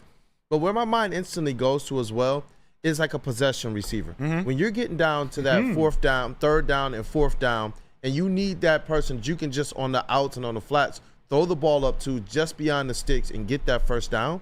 Because last year it seemed like they threw short of the first down a lot of times and allowed their wide receivers, like Amon-Ra, smaller but speedier, and Josh Reynolds to be able to try and pick up the first down with the yak. when you think about the Calvin Johnson Detroit Lions, yes, we all remember when he would get down the field and make an amazing catch over 2 defenders 40 yards down the field for Matthew Stafford, 50 yards down the field. We remember the one over 3 defenders twice, man, with the Bengals and then against the Dallas Cowboys as well. But a lot of the things that I think go unnoticed or aren't as heralded or talked about with Calvin Johnson was there were a lot of times where they needed to get a first down and they were, 8 yards away and they were able to throw that ball about 11 yards, 10 yards, 9 yards, and it was just Calvin Johnson and nobody else with a shot. That's something that I believe has been missing from the Detroit Lions offense. And Amon-Ra has tried to play that role. Obviously, you get a little bit of that from Sam Laporta, but he's at the tight end position. When you're talking about on your outs, your wide receivers, your bigger body guys, I really, really, really look forward to the Lions being able to add that element to their offense. Yeah, KG, to play devil's advocate here, I heard all this noise about Jared Goff. He can't throw the deep ball. He can't throw it past 20 yards. Should they be looking for a deep threat, a big body guy to catch a 40-yard bomb down the sideline? Well, I mean, J-Mo is kind of a deep threat, but I think he's a little more than that. Agreed. I think he has a broader route tree than that. But, I mean, if you can get a deep threat or even just a big body presence for when you're in the red zone and you need to convert down on those tough downs, man, I think you need a big body receiver. DPJ can be that, but also if you have another one waiting in the wings, like an Xavier Legette would be a really good add to this offense. 6'3", 4.4 speed, man, and he's averaged double-digit yards every game in this last season, man, like at least 15 or more. So I think he would be a perfect fit for this offense, and then you can utilize Khalif more on, whenever you do like little tricky stuff, or you can keep him strictly for special teams. But if you can add another big body, him and DPJ together out there with Amon and J-Mo, like who are you going to guard? And Laporta and DPJ. That's not even counting the run game or anything out the backfield. So I think that he would be a perfect fit for this Lions offense. Do you get him at pick 29, though, is the real question. Are you willing to waste a first – well, not waste, but are you willing to spend a first-round pick on Xavier Legette? It kind of feels a little bit like last year's draft, and a lot of people were like, yo, why are you taking Jahmyr Gibbs at this point in the draft? Why are you taking player X at this point in the draft? If Brad Holmes sees a guy at the top in the first 2 rounds, that he believes can make a similar impact that Jahmyr Gibbs did, that Sam Laporta did, then I believe you have to kind of go with it. Especially if they're going best pick available. Yeah. And I know in the graphic we got up, it was inspired by Mel Kiper's most recent mock draft. They had him taking Xavier Legette at 29. I think that's the earliest I've seen him go. But that's TBM, a total Brad move. Yeah. Is that the direction they go, JB? Or do they look more like a Ladd McConkey, a Roman Wilson, in that Amon-Ra St. Brown type of receiver? I'm not going to compare anyone to Amon-Ra St. Brown, but more physical route running. It's just that savvy, reliable receiver. I don't know. I kind of like the savvy, reliable receiver. Like I know what Xavier can bring to the team. He is that deep threat, as KG said. It's that another big body in the end zone that you need to help out there. But I don't know. You might want to go with just a blue collar skills type of player. I mean, I'm still waiting for that J-Mo to be the J-Mo that we've all seen from college. You're still waiting for him to have this huge breakout year with golf and be that deep threat. I don't know if you necessarily want to have 2 deep threats on your team, but I mean, it's not a bad option either. But I don't know. I would more want to go with the skill type of player. And at the same time, we still don't know exactly what we're doing with that first pick in the draft. A wide receiver at 29, it's not bad either, but we do have other positions that we kind of need to look at as well, too. I agree with that. Personally, I'm on the bandwagon of potentially looking at a cornerback with that first pick in the draft. But it always goes back to with Brad Holmes at the very least as the Detroit Lions GM. We're all kind of being forced in submission to have to trust whatever he does, because everything that he's done during this time as Detroit Lions GM, it just continues to turn up as gold, at least as relates to a lot of his draft picks. And so it's like, if he decides to go and pick a wide receiver in the first round, that's not necessarily what I would do. But if he goes and picks a wide receiver in the first round, I would assume that this is one of those best player available type players that's going to enter the Detroit Lions offense and make a difference from day one. And if not from day one, then at least make a difference the way we saw Jahmyr Gibbs kind of make a difference. Without a doubt. Without a doubt. And Eduardo O'Neill made a good comment in the chat. I lost it, but he said, whoever, if they take a first-round wide receiver, really, if they take a wide receiver in the first 3 rounds, instead of coming directly to Detroit, they got to send him straight to California to start building that chemistry with Jared Goff. Lock him away. Jared Goff, J-Mo, and whatever wide receiver they take. Seriously. Lock them away. DPJ, get out there too. Yeah. All of those guys. Get you some sun. Work out with Jared Goff. Yeah. Get to the beach if you can. Yeah. And come back to Detroit ready to absolutely do work. Yeah. While it would be exciting, and I wouldn't be mad if they went wide receiver in the first round, I tend to lean towards where Dad with Tourette's and A-Diz in the chat are. There are so many holes to fill, kind of like Swiss cheese, but Dad with Tourette's says we need corner help, O-line help, and D-line help. First round receiver, laugh out loud, GTF, oh. And then A-Diz, sounds like you guys, I'm definitely not giving up on J-Mo. That was not the comment I was looking for, and that's something to consider. They need to make sure that J-Mo has enough. Like Randy Smalley said, there's only one ball. Right. J-Mo still needs to touch that ball. We want him to get 5, 6, 7, 8 touches or targets a game. But A did say Lions need a cornerback, offensive lineman, or defensive lineman before the darn wide receiver. And you can say 5, 6, 7, 8 touches a game too, because it's not just the targets that I want to see him get as it relates to the passing game, but he needs to be fully inundated into the running game as well, whether it's sweeps, reverses, options, all those types of things. I just want to see Jamison Williams as an absolute weapon.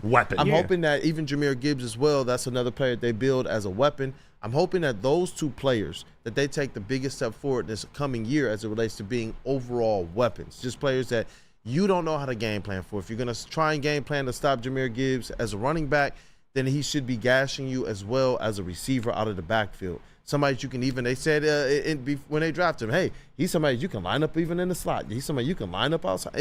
I want us to be able to see Jahmyr Gibbs and Jamison Williams take a big step forward into being those weapons that they were built to be. Yeah. Definitely. Let it fly. Fill those holes like Swiss cheese. Yes, sir. I got some good news and some bad news, though, man. About cheese? Maybe not about cheese. A little bit of the draft. Guys, some of the bad news, based on what the chat would consider bad news, Brad Holmes might actually take a wide receiver in the first round. It's insurance. Just in case J-Mo gets hurt or Amon Ra. Knock on wood. Just in case. Because it happened this year. They always are going to have somebody that gets hurt. Got some other bad news as well. Insurance rates are going up across the board in the state of Michigan. Surprise. The good news is, though, that Swiss Insurance is here to help right now more than ever. It's critical for you to have your insurance reviewed. Swiss will make sure that your insurance carrier is not slipping in any extra fees or raising your deductibles. Call Mark at Swiss Insurance today or visit swissins.com and tell them that Woodward Sports sent you. Hi, my diamonds. It's Crystal with an X. You want to get hot and perfect like me? Here's my super easy routine. Drink at least a gallon of water before you wake up. Attach a weight to everything in your house. Hello? Sell your car and just sprint everywhere. Scream when you exhale. Don't follow Crystal with an X. Do your own thing at Planet Fitness with tons of equipment and free fitness training in our clean and spacious clubs. Join now for just $10 a month and cancel anytime. Every year, after a cold and dreary winter, Metro Detroiters come together for two things: Tigers baseball and the best damned party in the world. A new season of Tigers baseball is here, and we're bringing in the new season as only Woodward Sports knows how. Broadcasting live from the biggest party. It's the Grand Slam Festival at the Detroit Opera House. Come party with 4,000 Detroit sports fans, starting with Wake Up Woodward and rolling into Big D Energy. This is a party you don't want to miss, with Detroit's best DJs, food trucks, and of course, shots. Get your tickets now at GrandSlamFest.com. 21 plus. See you April 5th at the Grand Slam Fest.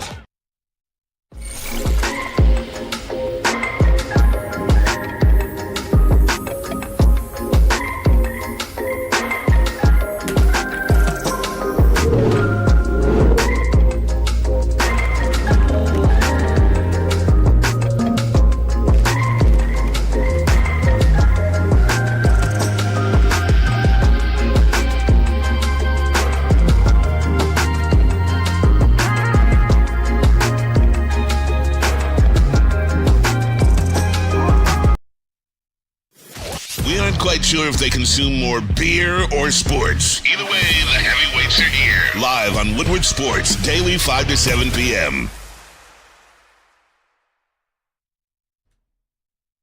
Hey, you guys, I know you're tired of wearing that same old Detroit sports merch. How'd you know that? Well, let me tell you right now, it is a new era in sports wearables, new designs, amazing apparel, and the ultimate swag. Look, go to woodwardsports.com, click on that shop tab. We are dropping new designs every single week. We just recently put out the Brad Holmes guy and also the LFG Red Wing shirt, as well, as you can see right there on the screen. We also got the Woodward Lions. And you know what? We're also doing giveaways as well, too. But if you want to get hooked up fast and right now, go to woodwardsports.com, click on that shop tab, get swagged out. You know the draft is coming. Come on.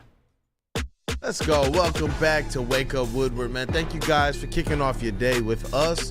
Brad Holmes guys. Definitely appreciate it. And that makes every one of you all Brad Holmes guys. Definitely. We're going to have another giveaway. I'll try and plan it for Friday. Okay. We'll have another merch giveaway for Friday. Yeah, I think that'd be really, really dope. Let's do it. Merch. Well, welcome back to the show, man. We got Mr. KG, Detroit's #1 draft pick, in the sound booth.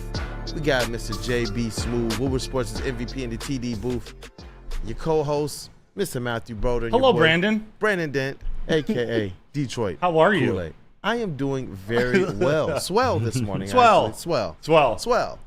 You know, also doing swell this morning. Who's doing swell this morning? L'Jarius Sneed. Oh, you mean Mr. Pay Me? Pay me. Damn it. He's going to get paid. Let me make sure I got this number right. Was $55 million guaranteed? Yeah. That's what it was, right? Yup. So, I don't know if you guys heard. I know a lot of you heard. Over the weekend. Oh, you know Lions fans heard. L'Jarius Sneed. This is also directed at the salary cap isn't real people. Yeah. Right. Literally, he's traded for a third-round pick because the salary cap is real. The Kansas City Chiefs have moved L'Jarius Sneed to the Tennessee Titans in exchange for a third-round pick, and the two teams swap. This is a 2025 third-round pick next year. The two teams swapped their seventh-round draft picks this year. So let's just call it a third-round draft pick. You know what? When that news broke, and we didn't understand, and a lot of people didn't know what the financial implication was going to be on the other side, Detroit Lions Twitter and social media and fans everywhere blew up. Like, that's all it takes to get L'Jarius Sneed? Yeah, no. Nah. That's not all it takes. Not at all. KG. No. No, you got to pay the guy too, right, KG? But that was the thing all along. Yes, he was going to cost some draft compensation, but it was all about locking him down for a long-term deal. He wanted a long-term deal, and he wanted to be one of the highest-paid DBs in the league, as he should. But, yeah, I just don't think Brad was willing to commit that type of money into one player, and I'm not mad at that. I mean, it seemed to have worked out. We got a solid, somebody with just as much of contribution, on the defensive end for a little less of the price. So, I think it was a good move. You pair this with everything going on with Cam Sutton, or what we don't know about what's going on with Cam Sutton. It seems so attractive. It seems like, oh, man, like he was still available for that price. And Shifkat, I do agree with you. Chiefs got fleeced. They worked themselves into that spot with Mahomes' contract, Chris Jones' contract. It was a salary cap move. Man. Also a strategic move. They couldn't, but they probably didn't want to pay him $55 million guaranteed. 4 years, $76 million. I think that makes him a top six. Say that one more time. Top six paid cornerback, 4 year, $76 million, $55 million guaranteed. I believe $55 million is the most guaranteed money for a cornerback. Jalen Johnson just got, I think it was 4 for 76, but only 42, 43 guaranteed. So that's a bad. And that's why Brad Holmes didn't make the move. He got paid. As he should. Yep. And you know what? It's not by the Lions. Every time we've seen a player this free agency go out there and get paid, we've seen a corresponding move from Brad Holmes right after that where we're like, oh, wow. Like DJ Reader. Like Kevin Zeitler. Now, and he weird, the trenches. The trenches, man. The trenches. Talk about, oh, man, I love what Brad Holmes is doing. And he had already gone out and gotten two kind of promising cornerbacks in Amik Robertson as well as Carlton Davis as well. And Carlton Davis, that guy, he is not short on confidence by any stretch of the imagination. Not at all. Not at all, man. His comment here, and we got it up on the back wall as well. He was like, you about to get a lockdown corner. You about to be able to have one side of the field just like unavailable. Damn. He's not lacking confidence. He's not lacking confidence. That's what you want to hear. That is what you want to hear. CB1. Yeah. And you want your cornerback. You want someone with that type of confidence trying to earn that bag. Yeah. He's on his contract year. Mm-hmm. Not only that, they restructured his contract, so he saved the Lions about $5 million this year. Yeah. Added some voided years to stretch it on. But he's motivated. The best year, the better year, the stronger year that he has, the more dollar bills he gets paid. Thank you to L'Jarius Sneed. The numbers are going up. Mm-hmm. So talk about a guy with that type of confidence and the motivation he has to live up to those words, which are big words. To say you're a lockdown receiver, to say you're going to shut down half a field when we play Justin Jefferson, CD Lamb, AJ Brown, like that. I'm cool with it. I'm cool with the confidence and how this is all playing out. I would rather have Carlton Davis than pay, $55 million guaranteed and then 76 over 4 years. It's similar production. Yeah. Yeah. You're paying for what he did. Hey, talk about it, KG. No, it's similar production for a little cheaper of the price, and you can also kind of thank him for the Kevin Zeitler move. Yeah. Because if he doesn't restructure his contract, then most of that money in the Kevin Zeitler deal, you might not have it, on hand like that. So, I'm looking forward to big things from him. I know he had a rough year last year, but if you go back and look at all his stats before last year, it all implies that this guy is a number one. He is a lockdown corner to some degree. And I think that with the pairing of Amik Robertson and hopefully if they can get another draft pick in here, I think our backfield looks pretty good. So we were talking a lot about wide receiver at 29. I'm more inclined to go cornerback or offensive or defensive, like pass rusher, whether that's an edge rusher or a defensive tackle, but that needs a little less now that they got Reader. I want either an edge or an offensive lineman, but if Brad sees his guy, his quarterback for the future, not necessarily his quarterback to be number one in 2024, but if he sees his quarterback of the future that he wants 5 years with, 29's that pick. And you had an interesting graphic. We put it together. It kind of blew up on socials as well, with a lot of people out there giving their take on what they want as a cornerback. And shout out to Tim 20-Man as well for this quote from Carlton Davis. But you were talking about that graphic where we selected a free agent and a draft pick? And a draft pick. Okay, just as a hypothetical, slide right in. Yep. You got that there we go. The Detroit Lions secondary. And here, Broder, I kind of like your plan here, man. You want the Detroit Lions present it, and I'll explain it. Definitely. This is the Detroit Lions secondary, and I know a lot of people were saying, where is Emmanuel Mosley on this? And I'll let you kind of explain that as well. But you also want the Detroit Lions, in addition to Carlton Davis and Amik Robertson, to go out there and sign Dallas Cowboys cornerback Stephon Gilmore, as well as draft TJ Tampa. TJ Tampa out of Iowa State. There's an option. That's nice. Big body. I think he's about 6'1", 6'2", long arms. That number one type of press man coverage type receiver. This is one of the few cornerbacks I'm truly considering at 29. There are a few out there. I'm excited by TJ Tampa this week. We'll see if I'm as excited next week. But I like his game. And I like it pairing a guy like him or a number 29 or 61 pick with a Stephon Gilmore. Yes. With a veteran free agent. You hope you can get on a one-year deal. Maybe $10 million, 9, 10, 11. Shoot, maybe 12 if that'll get him here. But I like the mix that you could have. And with Emmanuel Mosley, I didn't put him on this list. I don't expect him to be ready for the first game of the season. So I'm thinking opening Lions Day. Yeah.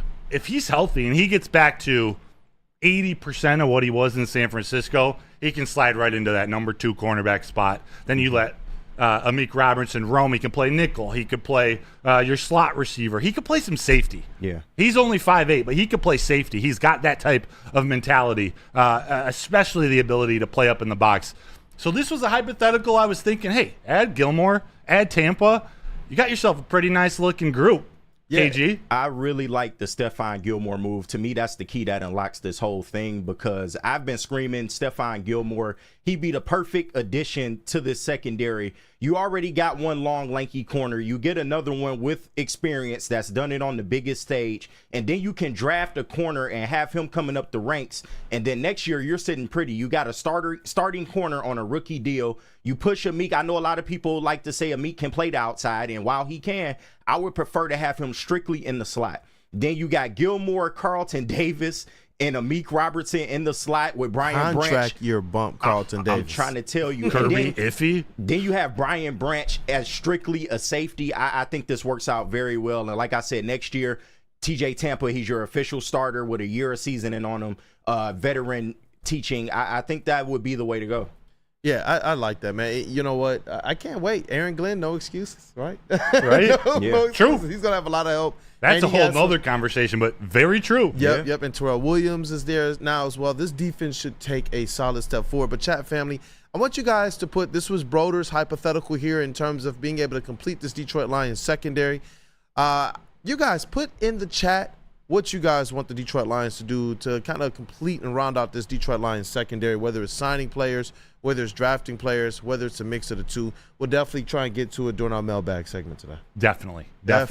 We're going to be myth-busting. We got some chin music coming up. There's some beef that we got to take care of that spread through last Friday. We didn't get to do it on Friday.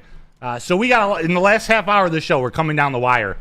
We still got a lot to talk about. Kool-Aid, we do. You tell them if you want to get your hair cut nice and clean. Oh, yeah. Where would you go? Definitely. Ooh. We'll do this one with the hat off right now. Awesome is when a guy can be a guy and get an amazing haircut. Amazing haircut, right? Amazing. Beard and everything. That's Lady Jane's Haircuts for Men. Stop in and sit back and relax and let one of Lady Jane's talented stylists make you look and feel great. Walking anytime, 7 days a week. It's wicked awesome. Buying your first Feldman Chevrolet is much more than buying the car that will get you from point A to point B.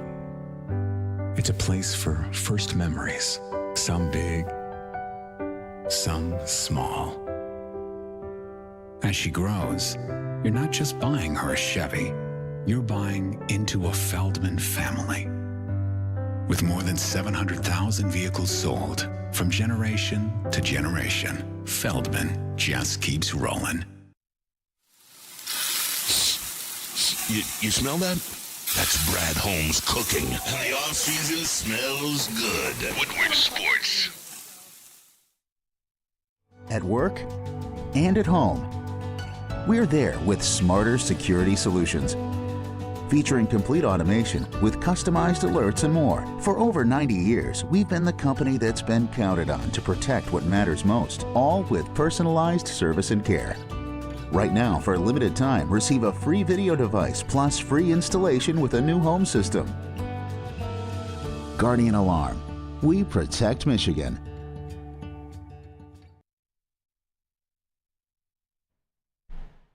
Shake Shack and Woodward Sports, we want to remind you it's always football season. Always football season. So how would you like to win a chance to go to the Lions home opener? It's the Shake Shack QB Challenge. So if you can throw that pigskin on a rope, you can be at their home opener. Register today for your chance to win at any Shake Shack location or at woodwardsports.com or scan the QR code right up here. Check it out, the QB Challenge in partnership with Shake Shack. And music intro.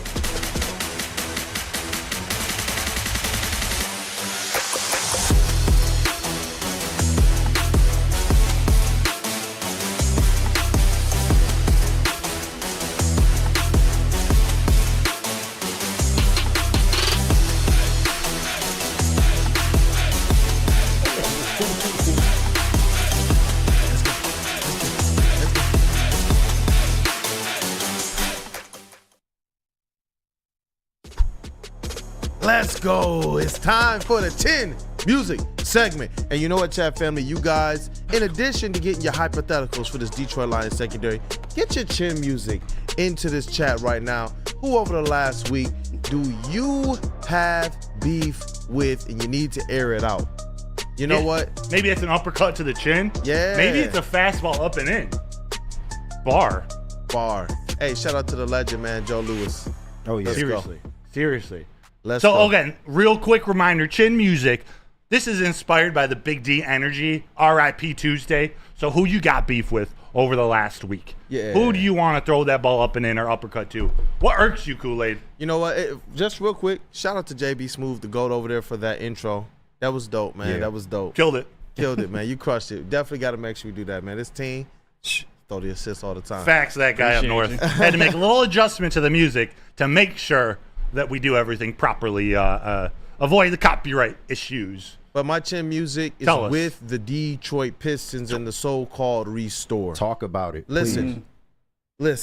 I did not expect a winning season this year, but I said if you're going to lose, it can't be the same way they lost last year. It can't be with injured vets, injured young players, project players, taking flyers on cast-offs. I wanted to be able to see at least the underpinnings, the foundation of this restore heading in the right direction, to the point that then all you have to do is just drop a few good vets still in season that could come in next year and help this team move from out of kind of this middling standpoint to where we see the Houston Rockets are at right now. Just 2 years ago, the Houston Rockets and the Detroit Pistons were in the gutter together. In one off season of signing just Fred VanVleet and Dylan Brooks, this team is now making a push. They're 10-1, I believe, in their last 11 games. They're making a push for the play-in tournament. And honestly, it's not just the vets they signed, but how those young players are shaping up right now. I, for one, was somebody who was fully on board the Trust in Troy train for a long time, man, for at least his first 2 or 3 seasons. Over the last season and a half, it's been something where my faith in what he's doing. Look, has he evaluated and identified some good talent?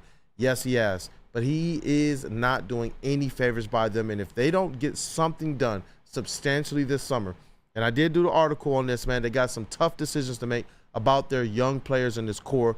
It's time to break them up because this team, they need to take steps forward. The fans are supporting, and they don't deserve what is going on right now. It sucks talking to these season ticket holders, and I got a bigger article that's going to be coming out with their thoughts as well and some video.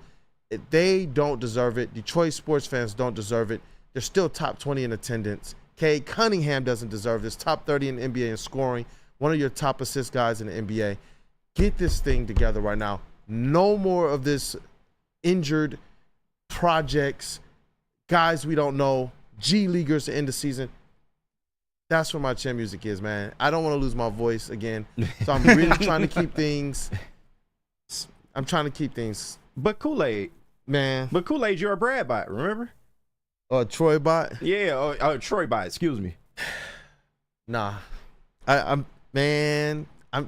If you were a Brad bot, Randy Smalley would have your back because his chin music goes to anyone who questions Brad. That's fair. Yeah. That's fair. And this is a little longer written, but a really, really well thought out dad with Tourette's, Giannis Antetokounmpo.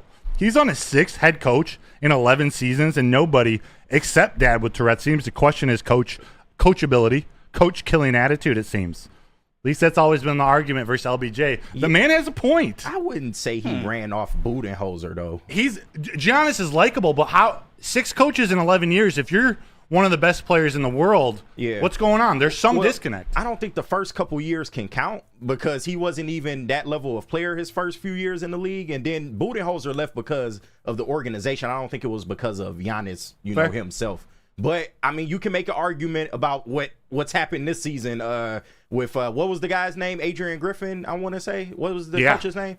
And then going into Doc Rivers, of all people, is kind of crazy on the outset, especially when they were like 30-13 at the time that they made that move. So I wouldn't say that, but who knows? It could be something that, we need to be looking at, though. All right. But KG, while we're on the topic, who's your chin music for this Monday? It's really easy to go for this one, but it's Cam Sutton. Ooh. And it's not necessarily a beef. It's more so like I just want this situation to come to an end. We still have no word on where this guy is. I was hopeful that over the weekend we would kind of get a little more news into the matter, but it's 0 dark 30. Like it's nothing. Like we don't know what happened to this guy, and I understand he's not the Lions' problem anymore. I understand a lot of the jokes going around. He's on the run, and albeit some of them are funny. I get it. But this is a very serious situation, but it's something that he can come back from. It's a domestic dispute. It's not the worst thing in the world. And then when you look into what maybe kind of transpired to cause this with the custody battle and everything, you kind of feel for the guy. I'm in no way trying to absolve him of what he's done. If the allegations are true of what he's done, he needs to answer for what he's done, just point blank, period. But you also want to see the person be okay, because going this long, no family contact, the team can't get in touch with you. I'm really starting to worry for this guy's like safety and well-being. Something has to give, man. And I just really want him to face what he's done. Turn yourself in if you're still out there.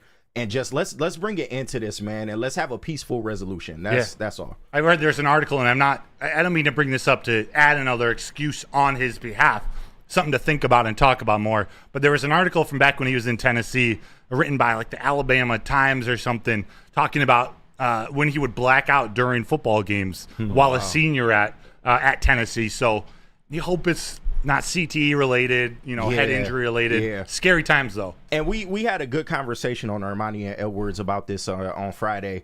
And Armani said that there was a period probably like in the Lions locker room where they got a completely different Cam Sutton from what he started the season as, mentally. So you just hope that the guy is okay. We don't necessarily know if it's CTE related, but we just want him to get the help that he needs. And like I said, let's have a peaceful resolution to this situation, because it's for somebody of Cam Sutton that you wouldn't expect.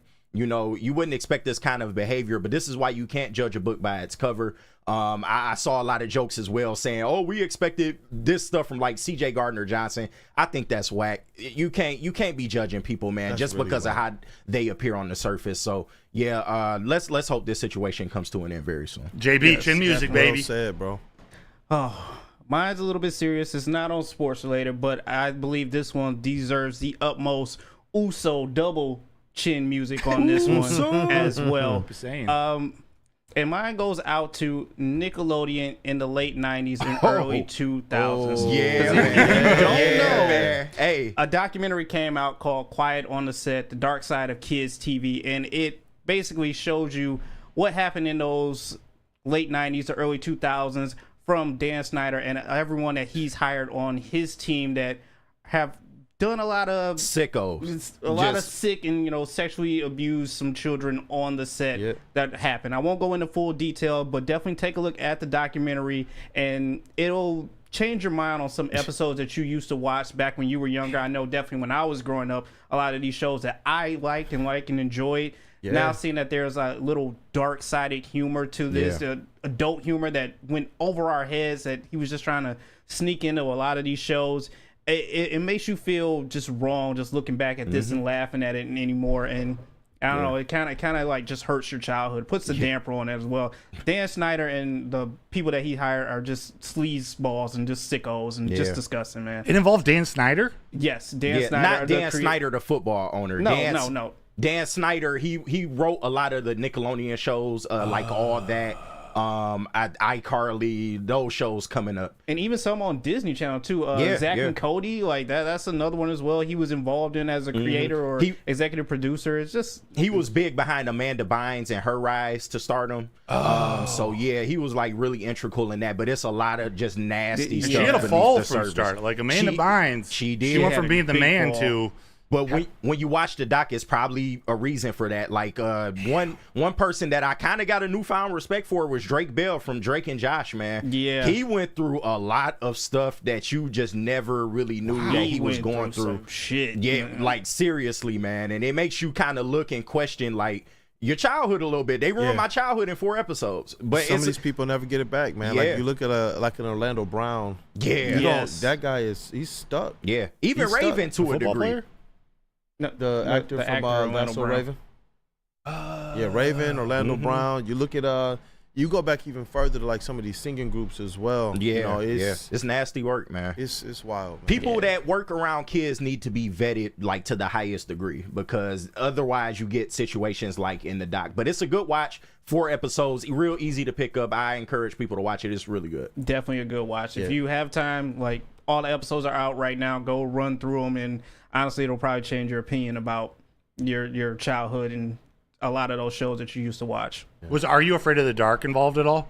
No, I don't believe so. Yeah, better not be. Cue up the fastball for that, man. For Dan Snyder. Anyone named Dan Snyder? It's just Schneider. not a good name. Snyder. Yeah, it's not a good name. Any remnant of that name. Yeah. Did iCarly, was that the girl who dated Andre Drummond? Yeah, Jeanette McCurdy. Jeanette McCurdy. Yeah, I knew there was she, something Sam fishy or about that something? relationship. Yeah. Dan Schneider was She was involved. on the show, and He did a lot of weird things with Ariana Grande when she was Yeah. coming What? up too. A lot I of love her. sexually suggestive things that you really don't notice when you're just watching it from a kid perspective. But once you get older, you Yeah, kind of you- like, you yeah, start that's to kind of see. nasty, you know. Like, Have you ever watched Aladdin as an adult or some Disney movies and you find all the sexual innuendos? Yeah, You're like, Lion King. whoa. Yeah. Like, it's all over. It Yeah, is. Lion King, Aladdin. It was Pocahontas. I'm going to be honest, it's kind of Mermaid, funny all as an adult, but it blew me away that, like, you missed it you don't even think about that stuff. Yeah. subconscious, man. Anyways, I'll be really quick because we got to get to what's trending with JB Smooth. My chin music for the day, it goes to CJ Gardner-Johnson, or who I've been calling CD Deuce for the last 3 months, trying to be loyal. I keep seeing these videos and hints, all this love for Philadelphia and the fans and the media. It couldn't have been further from what he told us in that locker room this past year. Right. Again, I said the day he signed with Philadelphia, I said in that Ryan Armani spot on Armani and Edwards with Maz, I said, I don't know where he's going to land. I don't know if it's going to be the Lions, but there's one place he won't. It'll be Philadelphia. Wow. And hours later, he signs with the Eagles. He couldn't hate that fan base and those media members more. Yeah. And John, I know John Macaron, you can confirm in the chat. For him to do this, and now I see all the smiles. It's just like, I get it. What in the first place, I don't think he really wanted to leave Philly in the first place. Yes, I do think that he might have had gripes with some of the media and some of the fans, but he definitely did. I think ultimately he wanted Philadelphia to pay him, and he tested the market. They didn't pay him the first time around, which is why we ended up with him. But now that, a season has went past, they came back to the table and realized, like, okay, we probably need to pay this guy. They bring him in, they give him the payday he wants. So he's probably happy, man. I don't think he wanted to leave Philly in the first place. So I'm not necessarily mad at him for that, but things can change. A lot of things can change over the course of a year. So You might be right. I do think he wanted to leave, but on the theme of maybe not wanting to leave in the first place, it's like when your girlfriend breaks up with you for a new guy. Right. It doesn't work out, and she comes running back to you. There's a little bit of, yeah. all right. Right. You're coming back and you're paying me more than you did last year. Exactly. You feel a little bit more confident. Right.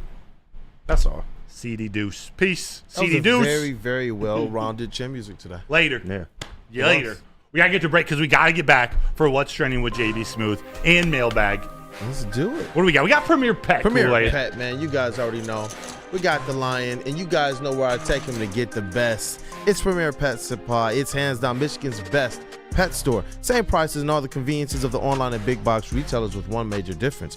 It's been family and locally owned for over 30 plus years. Over 60 brands of food and nutrition experts to help you. Same day, local, curbside, and home delivery. Premier Pet Supply. Give your pet the best at www.premierpetsupply.com. And why don't you tell them about Feldman?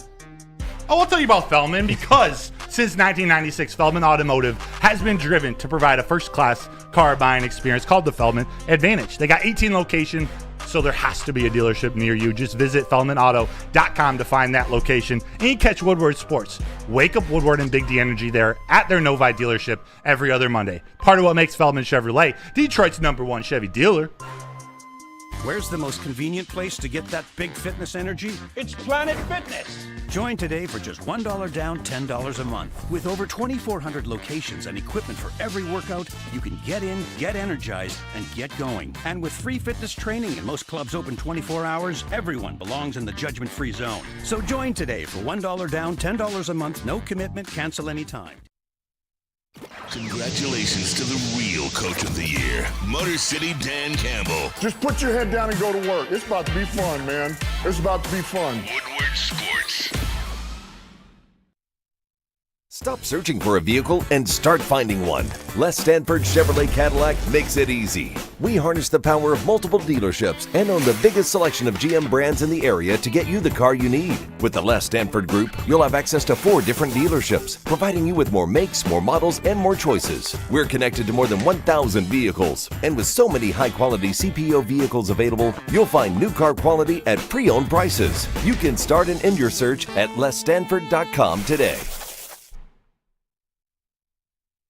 Woodward Sports has your Detroit sports coverage all day long. You know what it is, the Woo Crew in the morning. But right after that, you got the golden voice of Neil Rule and Red Wings legend Darren McCarty on Big D Energy every day 11 to 1. Then you got Michigan great Braylon Edwards and Ryan Armani. And don't forget Maz. Armani and Edwards with Maz every day 2 to 4. And round out your night with the heavyweights, Easy and Spinmo Racks, bringing that heat. We had a good time last week, man, and you know they're going to bring the heat this week. So Woodward Sports is your Detroit sports #1 network all day long on air and social media. And what's better than crispy chicken and pizza while watching your favorite team play? Let me tell you about Soroki's Crispy Chicken and Pizza. Their food is delicious, and their locations are popping up all over Metro Detroit. It is the perfect takeout option, featuring hand-breaded fried chicken, New York-style pizza, fresh salads, sides, and more. Check out their full menu and find the closest Soroki's near you at Sorokis.com. That's SAROKIS.com. Soroki's and Woodward Sports, guys. That's crispy. That's crispy. Let's go. Welcome back to Wake Up Woodward. Thank you all for being here today. Kobe. We definitely appreciate your support. Airball. Go ahead, hit the like button, chat family. And if you already have, encourage somebody else to do the same. And you know what? I actually got to introduce my parents as well as my in-laws. They came into town this weekend so that they could meet the newborn, our precious Liliana Grace. So it's definitely been cool to have them in town, and I did get them some of the sponsors, man. Got them some Soroki's. Do they like it? Oh, they loved it. And they're coming up from, where are they from? Down south? Down south, man. My parents are down in Alabama, and my in-laws are from North Carolina. Let's go, Soroki's. So they're good critics of fried chicken. Is Soroki's? Oh, yeah. Does it live up to that southern style? Oh, they loved it. They loved it. They loved it, man. Loved it. Yeah. You know it was dope. It was dope, man. And as always, Soroki's, man, they take care of your boy. Holla. Crispy, man. Well, we got to get rolling. You want to introduce what's trending with JB Smooth? Let's go. Cool, with the voice back. I can't wait for this one. Let's go. You guys already know it's time for the most electrifying segment in sports entertainment. If you smell what JB Smooth is cooking, it's what's trending. You got your voice back. I appreciate that intro, dude. But let me give a quick shout out to this man, the one and only Sean Anderson, aka Big Sean. It is his birthday today. Happy 36th birthday to Big Sean. Definitely growing up, this man's mixtape were my life. You know, that Piff. I miss that Piff, but man, they always had these mixtapes going out like crazy, and hey, Big Sean was definitely one of them. Definitely big in my music rotation. So happy birthday to Mr. Sean Anderson, aka Big Sean. Yes, Big sir. Sean. Yes, but Broder, yo, I'm glad to see that your new card came in. You got to get it graded though, man. I got to see what kind of grade this card is.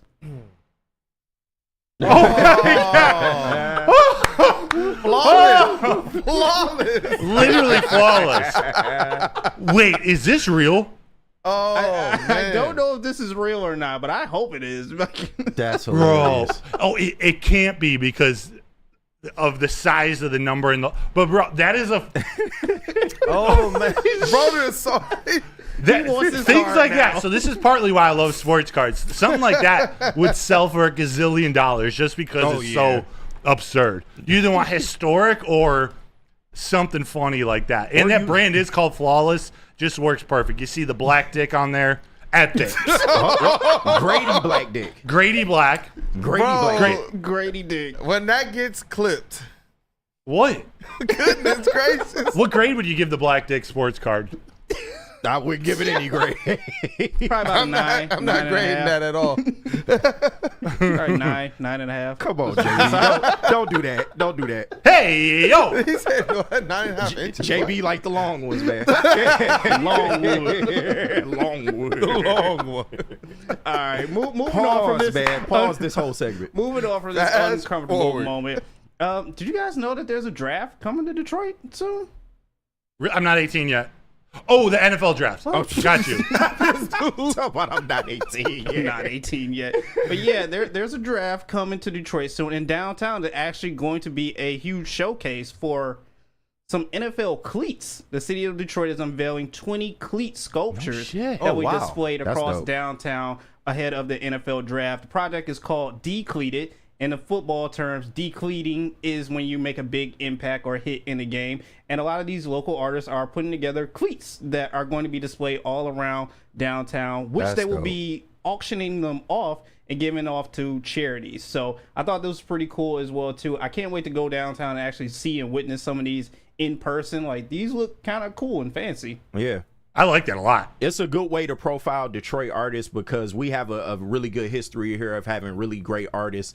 Some of the murals that are around the city don't get enough love and appreciation. They really don't. Definitely like to see stuff like this, and hopefully they can reveal them new unis while they at it, man. That's what I want to see. That's coming up soon. What is the uniforms looking like, man? Yeah, I don't need to know that. Secrets. Bring the black unis back, man. You guys are going to learn more very, very soon. Broder got inside info. Broder knows that something. inside info.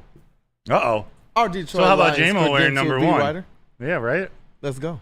How What about do you know, JMO wearing man? number one? Just What give do me you a know? hint. Tell Are us. they I black? can't tell you Tell us everything. when I can't tell you. Okay. You'll likely learn things before the draft. Before. Hey, did we ever Before the get that? Did we ever get the RoboCop statue? What's that? Remember when they were talking about bringing a RoboCop statue? And to they Detroit? should, because RoboCop is a staple of Detroit. If you watch the movies, RoboCop, man, He's he a gonna get a Detroit staple. statue before Isaiah Thomas. That would be nuts, though. That's some Detroit shit, actually. Like, oh my God. RoboCop before Isaiah Thomas. Oh That's so Detroit to put a RoboCop statue before Isaiah Thomas. That is really Detroit. But all right, this next video I want to show you guys the reflexes NFL receivers have to have, but also the reflexes that Formula One racers have. What I got? All right. As Tyreek Hill is doing a basically reflex test against a Formula One racer. How quick your hands have to be. His hands are quick too. But Oh wow, goodness. And that's a Formula One racer right there. I don't know why. I never would have connected the dots of a Formula racer. I know you have to have good coordination and good reflexes, but like something like Tyreek Hill, better than Tyreek Hill.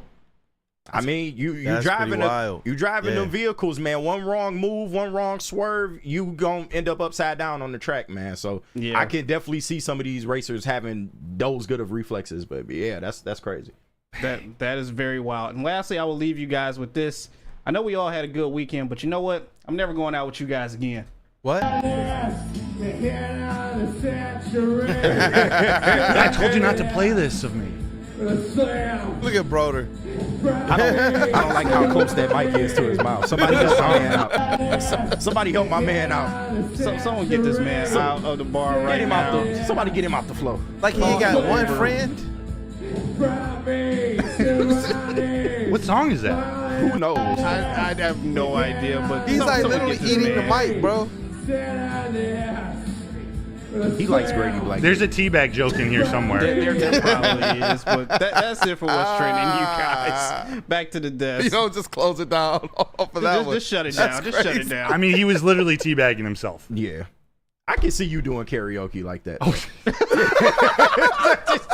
Broder on a drunk night, I can see him doing karaoke exactly like that. Bro, we used to do karaoke on Sunday nights at the Brown Jug because most of the athletes would have games like Friday, baseball Friday, Saturday, and Sunday, and we'd have Monday off. So we go to the Brown Jug. We'd be doing karaoke, and we'd be seeing these 6'8" football players singing, you know, Beyonce or Britney Spears. There were some epic nights. I'm a horrible singer. Horrible. Oh, really? Yes. Well, my go-to song is Josh Turner. Mike G said, was that Izzo singing on his back? I mean, you probably had one too many after the loss, so who knows? Tough night, man. Oh, It was a man. rough night. Yeah. By the way, Noam looks like he got left on red and then took 10 shots of whiskey. That's right. That's right. You know what I learned yesterday on iPhone? Sorry, KG. You can unread or put text messages as unread.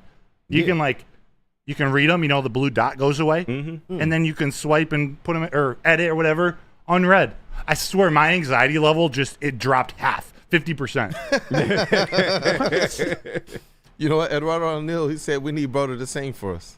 Didn't you sing on nights? Wasn't that a thing? Yeah, that was once we got to what? It was 200, 250 likes one night. Yeah, man. You had to vote on the karaoke song. We need to So I bring got to that sing back. Ride With Me by Nelly. You did. Yeah, bring that back. Yeah. Yeah, one day we have to hit a certain number of likes. We'll do that, man. Or something. We'll do some collabs. Yeah, fair. We'll get the whole crew involved. Your Man by Josh Turner is my go-to because I can get low.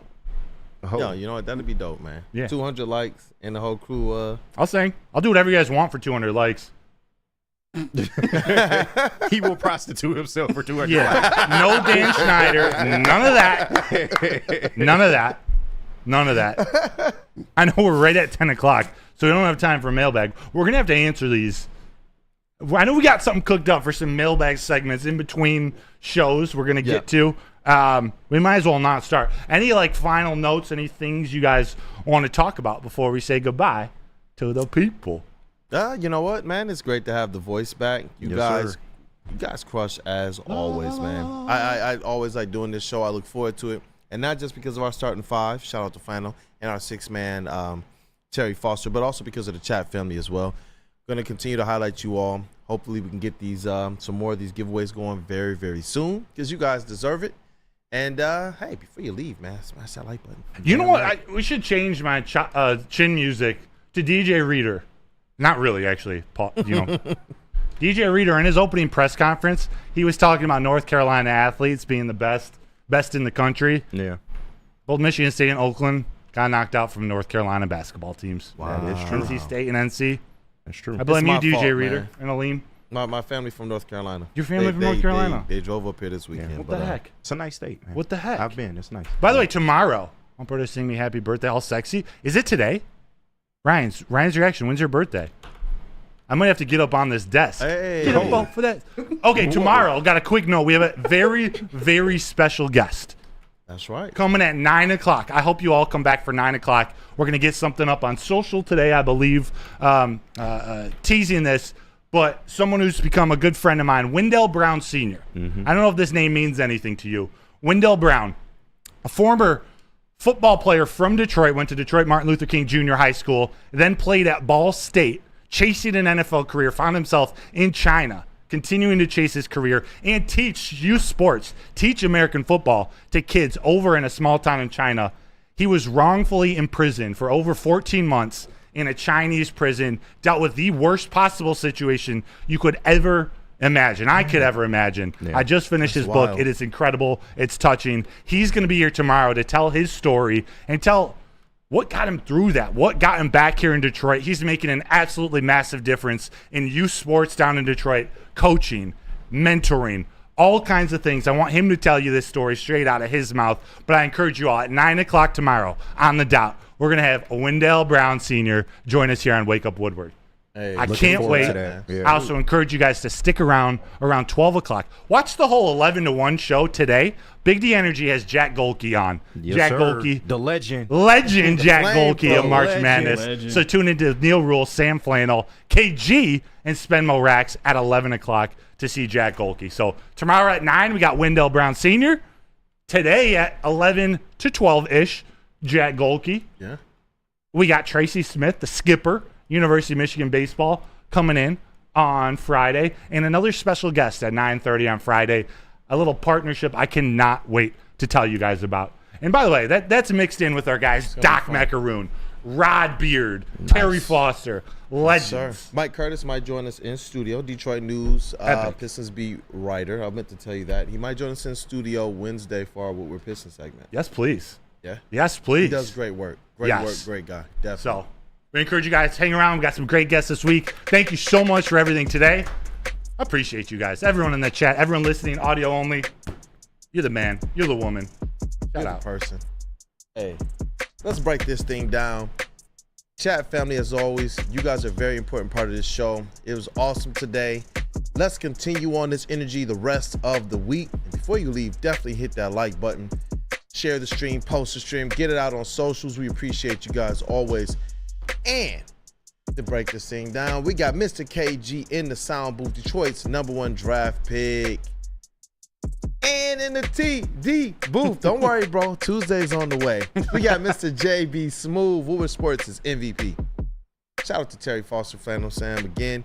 And we got our Detroit Lions, Detroit Tigers, credentialed beat writer and beat reporter, Mr. Matthew Broder. And then we got Kool-Aid. That's it. Hey. Right, just Kool-Aid. That's it. Just kidding. Brandon Dan, a.k.a. Detroit Kool-Aid. You're our Pistons credentialed beat writer and reporter. go. Stud. Let's go. Take us out. Hey, definitely, man. It was a good show.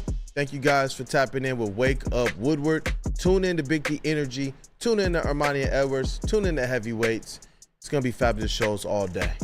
Have a blessed one, you guys.